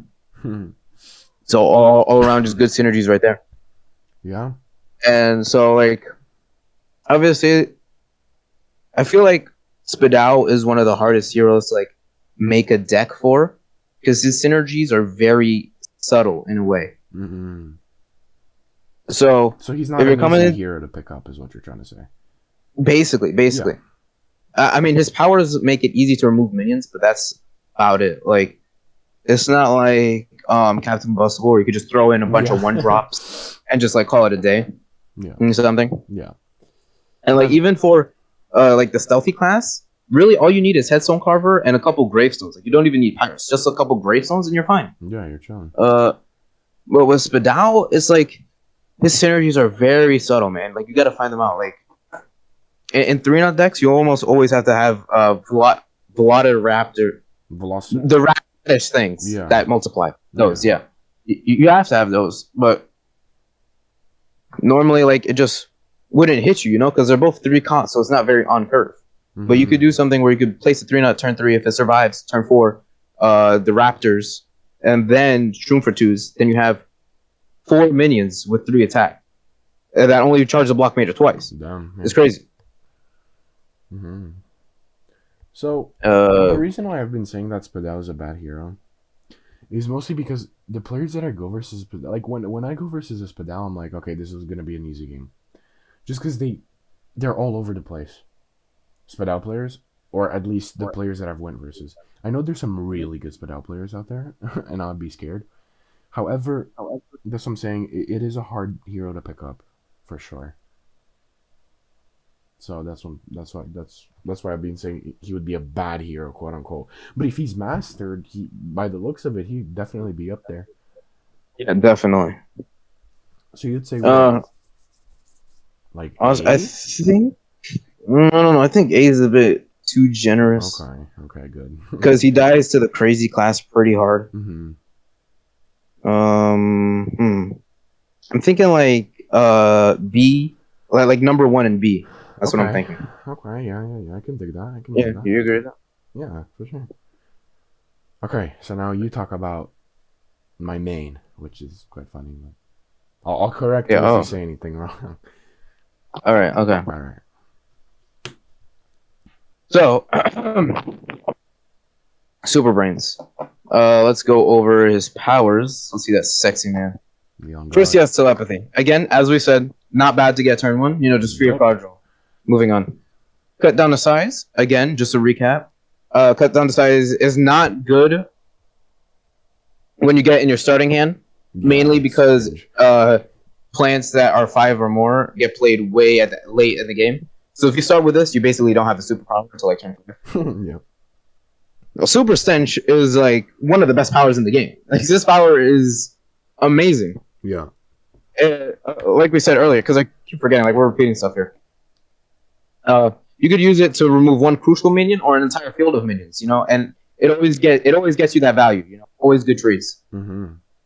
And then carried away, I feel like carried away Super Brain Super is a bit awkward to use because you have to move a zombie, which means you have to have you have to have 2 lanes open. One for the zombie that you want to bonus attack, and then one for where it's going to move. So it's kind of like this awkward where you can't just have a huge field of zombies. Which I mean, I guess it's okay if you're not going for a pirate strategy on Super Brains. But if you're going for a pirate strategy on Super Brains, most likely you're going to have your field filled up with your headstone carvers, your monkey smugglers, swashes, and most importantly, your deadbeards. Wow. So I don't know. I just feel like it's definitely not a bad superpower, Mm-hmm.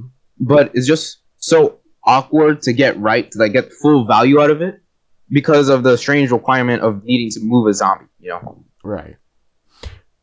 I Now, actually have a different opinion. Well, maybe this is biased, but I reckon his superpower is one of the best in the game. why do you say that? Because, so, what everything that you've given, the reason is because, oh, you don't, if you get a full arena of zombies, it's kind of awkward, right? And yes, that is one of its main downfalls. However, it is so busted in certain decks, such as, let me give you an example. There's this deck called Raptor Trickster, which you have Trickster with a lot of tricks, since he does have quite a lot. You also have Doctor Spacetime, so you can conjure cards, but also Raiding Raptor. Now, Raiding Raptor gets 2/2, or it gets +2, sorry, whenever you draw a card, and whenever it hurts the plant hero, you conjure a card that costs 2 or less, which upgrades him to obviously 4/4 instead of 2/4, right? Because he has Dino Roar. So it goes very well with Doctor Spacetime as well, and Barrel of Barrels and stuff like that, and even teleport. So in maybe this is just me, but in these type of decks, right, like Raptor Trickster, or I can give you another example, Control Gravestone, with you have High Moon, fucking what is it called, Bad Moon Rising. You also have Tomb Raiser zombie, and for late game you have Zombot Plankwalker. But for all of these things, the ultimate is so good. Think of it like this, okay? You can move a zombie, potentially have a strike through environment there, which he does use in Raptor Trickster, okay? So potentially have a strike through there. You go through this, you delete every single plant there, obviously if it does enough damage. You're drawing a card. Your Raptor becomes a 4/4, then becomes a 6, or not a 4/4. Yeah, it does become a 4/4, and then a 6/4.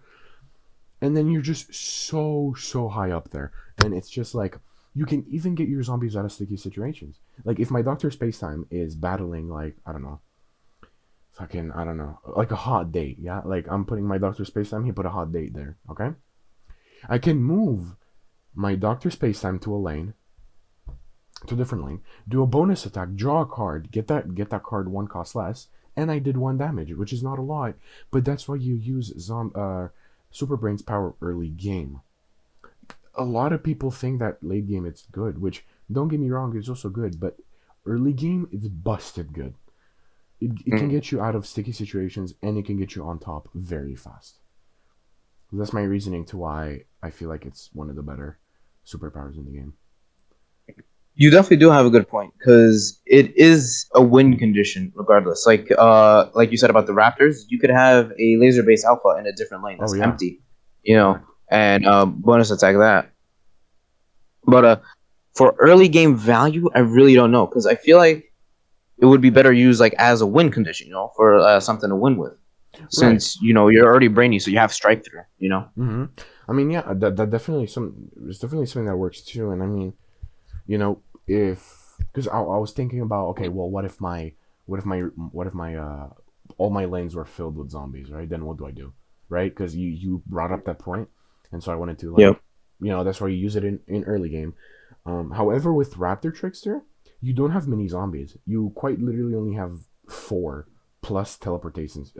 Beam me up. Sorry. Yeah. So it's rare they're gonna get your lane clogs. Your lane clog. You also run some back here, but yeah. Personal for decks, I mean, yeah. So Raptor Trickster is one of them. You also have Control Grave with, as I said, Bad Moon Rising. He does use Bad Moon Mm-hmm. Rising really well. There's also Ramp Up Bad Moon Rising. You use, which is kind of like an aggro in a way, because you use a lot of mini ninjas. Mini ninjas and smoke bombs are a legit combo, in case you guys didn't know. Yeah. And then he also has stuff like Leprechaun Imp with Toxic Waste Imp, kind of goes well. He also takes advantage of a certain card that is by far one of my favorite cards, if not my favorite card, which is Thinking Cap. It is so good. It is so good. It does cost 4, which is a lot. And then on top of that, you also have to, spend 1 brain for each power you get. But sometimes, like especially turn like very very late game, which come to think of it, Super Brains isn't really a win early game uh, hero. He kind of wins later games, and so like if you pop a Thinking Cap in round 10, right, and then you get like Z-Mech ability, or you get like I don't know, even Rustbolt ability, heck, or dude, even if you get HG ability, it's broken. It's really good. So yeah, those are just a couple of decks. He also has deadly decks. You know, he's quite good with deadly decks, in the sense that he could have Space Cowboy. You can have Laser Base Alpha. You talked about it, and then just bare imps with Toxic Waste Imp. Right. Yeah, if you want to add anything to that, if you know any other decks. Hmm. No, I haven't really heard of many Super Brains decks Okay. Okay. because let's put it this way. Um, why would you ever choose Super If you Brains can over use Huge HG, yeah. Giganticus? Well, the reason for Yeah. that is because people don't have HG. Okay. So essentially for beginners. Yeah, for But beginners. like, But even like right now, right? If you miss that offer, you're not getting them. So you have to yeah. do something about it, you know? So that's what I'm saying. Super Brains isn't that bad of a counter. It's obviously not better than HG by any stretch of the imagination. But still, you know? Yeah. So I'd honestly put him like, nah. Hmm. I'd even go this just because I don't like Spudow, but But he's also pretty beginner friendly. I mean, he's not that beginner friendly because all his good decks require high rarity cards, which is hard to get for beginners. yeah. So, you know what? I think that's a good place. Okay, Yeah. good. It looks like he fits in right there. Okay, now you get to talk about Guard Boy. Ooh, the Smash. I used to main this guy when I first started playing. Yeah, to me, Smash was so cringe. Man, I love the Smash. There's not a lot the Smash can do, in terms of versatility, but the things he can do, he does them very well. Facts. Actually, first before I get into that, let's talk about his powers. Mm-hmm. Heroic health. I don't think we touched on it too much, so I'll briefly touch on it. Heroic health is okay. Like every time you use heroic health, you're usually in a pinch. Like okay, if you feel the need to use heroic health, then that probably means you're gonna lose anyway. So I don't think it really provides that much value. Possessed, you already talked about. So I'm gonna skip that. Galvanize. Galvanize is a great one. I love Galvanize. Mm-hmm. There's a one cost two. It's exactly what you want. It's exactly like Embiggen. Obviously, it's a bit worse than Embiggen because it's a zombie trick, which means you can use that one brain and for a zombie, but instead you use it for a trick. But still, it's a very good, solid power. His super though, oh my god, his super is so good. Early game. Yeah, I mean Early to even mid game. Early to mid game. I don't know if late game though. I mean, not a lot of people run like high stat cards in late game. You know what I'm saying? Like if it's against, like you can use it on hunted pumpkins. Like Right. there's not a lot of stuff you can't use this on, except like if it's like maybe turn 7 and up. Yeah, you can't really use it because they'll just play a lot of high stat minions. Yeah. But not a lot of people play that many high stat minions. So this might be usable until like maybe turns 5 or 6. Mm-hmm. And if you're running like a Smash Sports deck, then that's basically at the end of the game. Yeah. So essentially, you could use this at basically any time, unless you're getting like completely controlled, then you can't really use it. But yeah, it just has so much versatility. You can use it to kill just about anything. It's so great. Ramp, other things, Bananasaurus, just off the top of my head. Forget Me Nuts on turn 2. It's just so versatile, Mm-hmm. Yeah, for sure. Now, Now you talk about decks because honestly, I have. Oh really? You don't have that much experience in this matchup? Nah. Okay, well, I'll talk about the classes he controls real quick. Okay. The classes he controls do synergize really well, especially considering that he has like something like going viral and vitamin Z, even though it's not that good. Just you could put all these stats into minions and then give them frenzy, which just is like crazy. It's a crazy combo. Or give them extra health, or just make them not take damage at all with the hardy cards. Yeah. So it just his two classes basically like they just support each other. You put frenzy on a minion, you protect it so it can't take damage, and then you buff it so it deals even more damage. So much synergy right there. I love it. And in his decks, he actually does have a lot of decent decks. Again, I think I've already said this, but he is the best superhero for sports decks. Period. Like that's not even a debate. Okay. Yeah, I definitely agree with that. Yeah. Oh, okay, yeah. And a semi-recent deck that has popped up is something called Mop Package, which is basically just this Smash deck where you're running like 8 environments and the Celestial Custodian, and like you just like remove everything they play off the field, like all their crucial minions, and like it's such an interesting deck because like you're running so many environments, but from what I've seen, it seems to perform very well, with a lot of good win conditions. And the Smash's Garg decks aren't too bad. Like they could definitely, obviously Immorticia has the best Garg decks. Yeah. But you should not be sleeping on Smash's Garg decks, especially considering he has those alien oozes, extinction events. Like since he still has BC, he still has good control too. So obviously not as good as someone like Immorticia, but can't sleep on his control. So what do you think about Smash? What do I think about Smash? I'd see this. On draw. You know what? Yeah. I would say that. Yeah. Yeah, because he doesn't perform well late game. I don't know. There's many counters, Yeah, a lot of Shamrock. It basically kills his entire hero, bro. Yeah.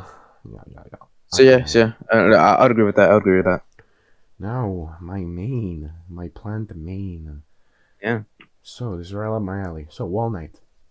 Mm, we can start off by what he takes care of. He has Guardian and hold on. He has Guardian and Solar class, which is quite a nice combo.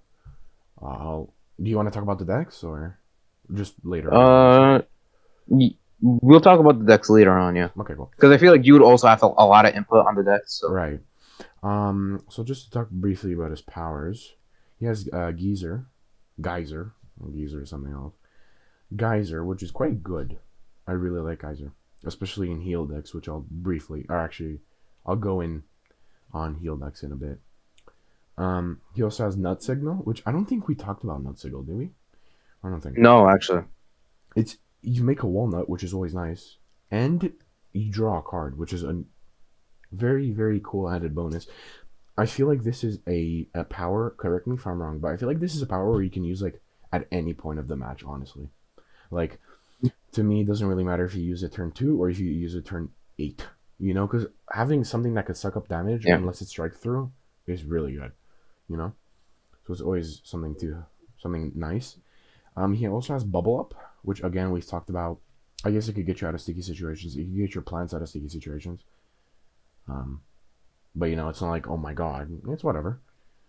yeah. And wait, before you move on, I just want to say something about WallKnight Super. I Okay. feel like WallKnight Super is one of those things where, like, if you're in a sticky situation Yeah. and there's guaranteed lethal on the board, and you use Super to combat that lethal, 9 times out of 10, you're just gonna die next turn anyway. So Right. I don't think WallKnight Super is that good. Obviously, like you said, you could do it like on turn 2, maybe to prevent like something growing, like a swash, or just prevent a high amount of damage that turn. Mm-hmm. But then it's like, what are you supposed to do about it next turn? You know, like Right. WallKnight Super really just is good for that turn, but not next turn. And he is definitely a control hero, so you should be always be thinking about the next turn. Yeah. So I'm gonna actually get into decks and then I'll explain it to you why I feel like WallKnight's power is quite good. Mhm. So one of the main usage for WallKnight is healing decks. Now, I've gotten to rank 50 multiple times by just using WallKnight from 40 to 50 or from 30 to 50 pretty easily actually with this heal deck. And so the whole idea with this WallKnight deck is you want to take as much damage as possible.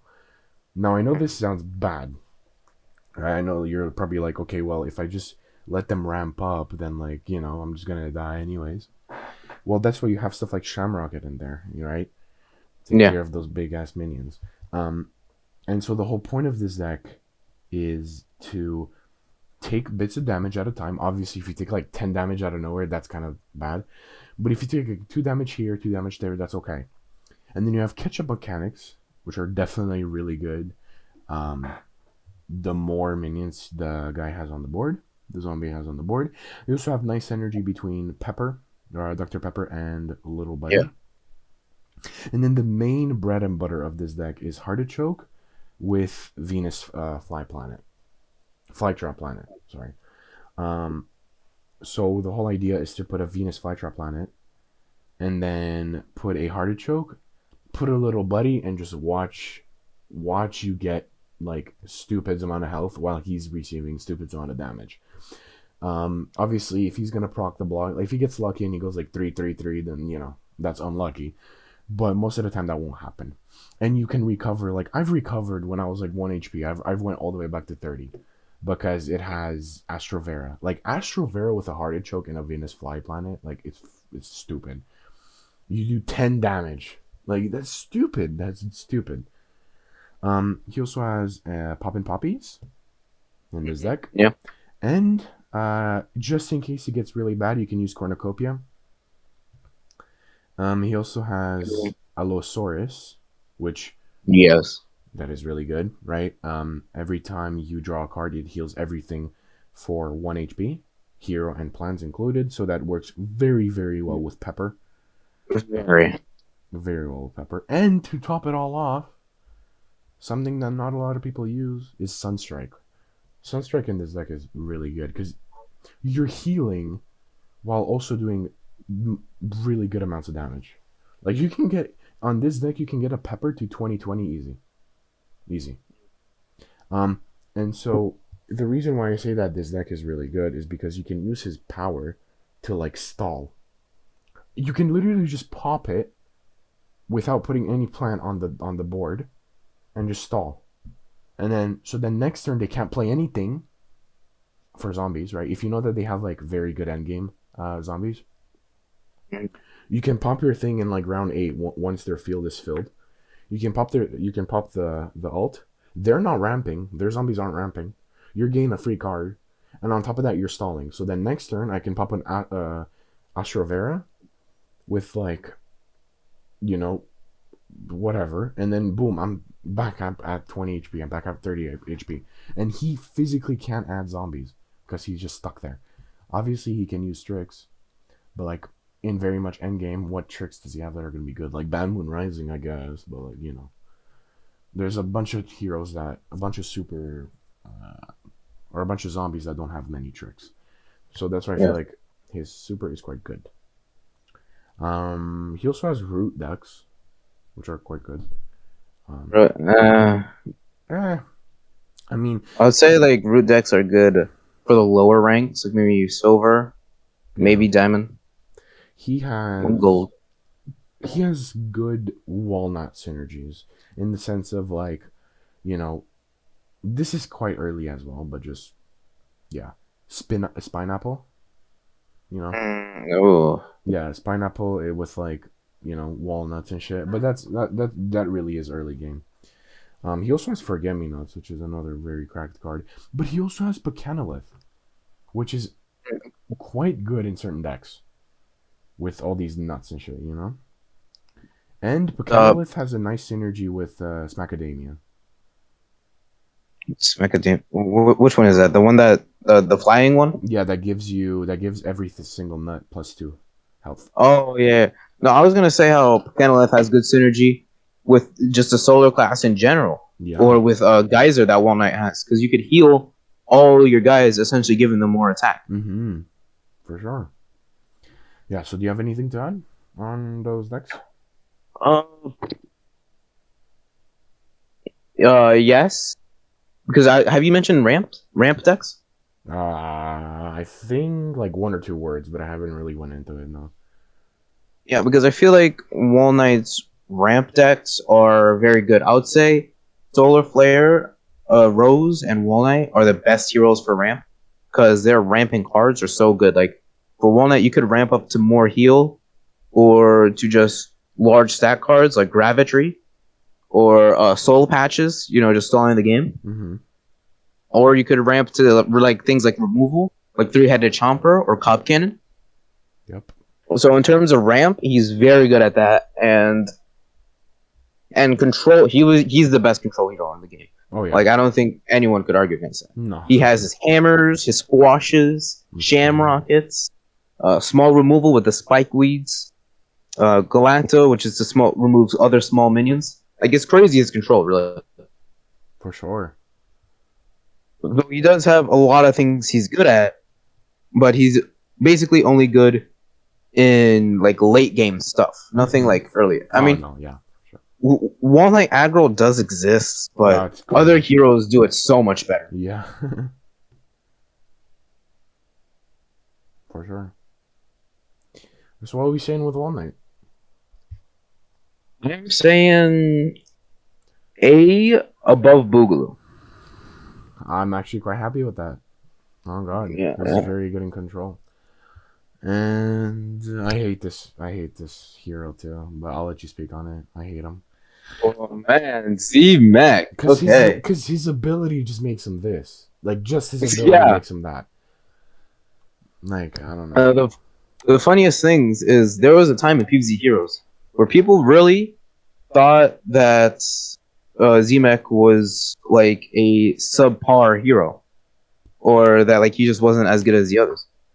But this is what I love about PvZ Heroes. People are still finding like decks that make heroes completely good. Like tomorrow we could find some sort of green shadow secret, like some secret green shadow deck Yeah, that just makes her makes her amazing. busted. Yeah. Exactly, and that's basically what happened with Z-Mech and Trick-Mech. Trick-Mech is like one of the best zombie decks in the game. Its early game is so good, and when you just have tricks, it just really makes it better. And with all that, all the swarm of minions that you have, especially with the crazy class has amazing one drops that you can swarm in the field with, and then you add that with going virals, it just becomes insane. And what I just realized is I didn't even talk about his powers yet. Like I didn't even talk about his powers. Say. Now, obviously, Rockwall by itself isn't that good of a power, right? +5, it doesn't really like do anything. Basically, just keeps some minion alive.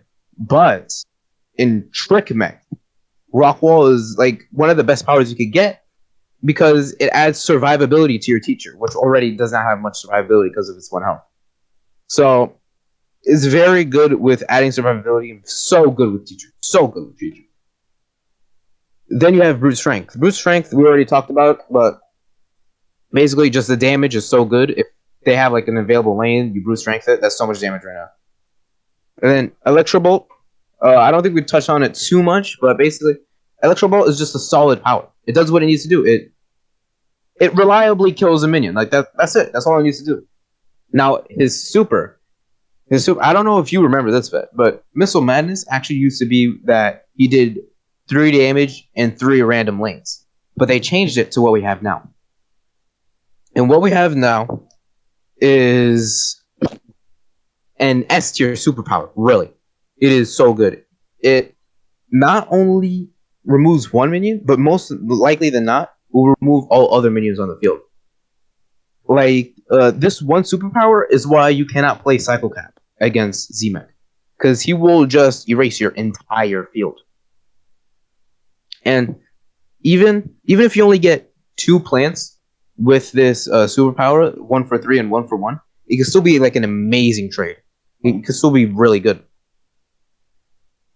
So it's very versatile, has a lot of uses, and it's always going to reliably kill at least 1 minion.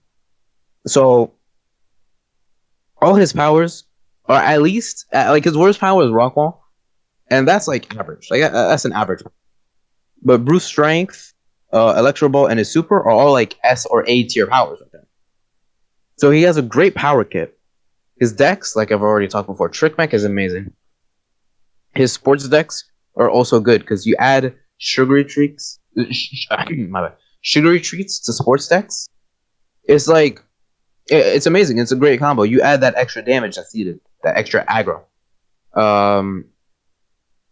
Let's see what else deck archetypes you have. You also have Z-Mech Swarm decks, which again very good because of going viral and teachers. And that's essentially it. Now Z-Mech doesn't have like a lot of good late game, but he makes it up because of his amazing early game. Yeah. So I think his spot right now on the tier list is good. I think that's a great spot to put. Yeah, one thing that I feel like, I mean, he's not great at, but it's worth mentioning Garg decks on him because he has Gargologist. He could use Gargologist. Yes, I completely forgot about that. That's what I was missing. Yeah, Gargologist is quite good with Z-Mech. And obviously you have, Hippity Hop Gargantuar or Gas Giant. And heck, even like, bro, even, I know this is tough, but Wannabe Hero is really good too. And yeah. He also has Garg Feast. Yeah, but especially on Z-Mech. Yeah. Like, Garg Feast, I feel like would be better on Brainstorm or Boogaloo. Yeah. Because those are like the 2 heroes that go on for a long time. Because they can also ramp, though. Quite fast. Yeah. Brainstorm can ramp, yeah. Right, so it'd be better on. Is this our final? Do we change anything or? Let's see. Let's go over it. I think everything in S is fine. Everything in A is fine. I might change my mind on that Boogaloo, but I don't know. I can't find a reason to hate him, so I'll just keep him there. That B tier is looking fine. I like that B tier. That C tier is looking fine. And that D tier is looking very well. Can we just say this? Like, just make it. Okay, yeah. Yeah, because. Just respectfully. Yeah, better Carrotina is not it. Really not it. Yep. So that is it right now. For right now, this is our final PvZ Heroes tier list. This is gonna be like what, like an hour 45 minutes. Oh yeah. So this can change anytime. You know, with new metas coming up and new this, new that. This game's fan base is always constantly evolving. So with the fan base, so does the type of decks and also the metas. So this can really change. We might, if something like very drastic in the meta happens, we might have to make an updated version of this. Yeah, like you know? who knows? Maybe better Carrotina goes like this. Shit. Yeah. Maybe right now she's secretly S tier. We just don't know that. We just don't know. So as of right now, this is our tier list, and we're gonna stick with this until we have to. Yup. Anyway, you could put, We planning on making others, or? Yeah, we're definitely planning on making others. Like superpowers, other cards in the game. Mm-hmm. And if you want to put in your input, you got like the comment section, or you could like DM Vet on Discord or something. Who knows? Yeah. But for now, that's it. And can't wait to go to sleep because I'm tired. Yeah. All right. Well, that's it, right? Yeah. Yep, that's it.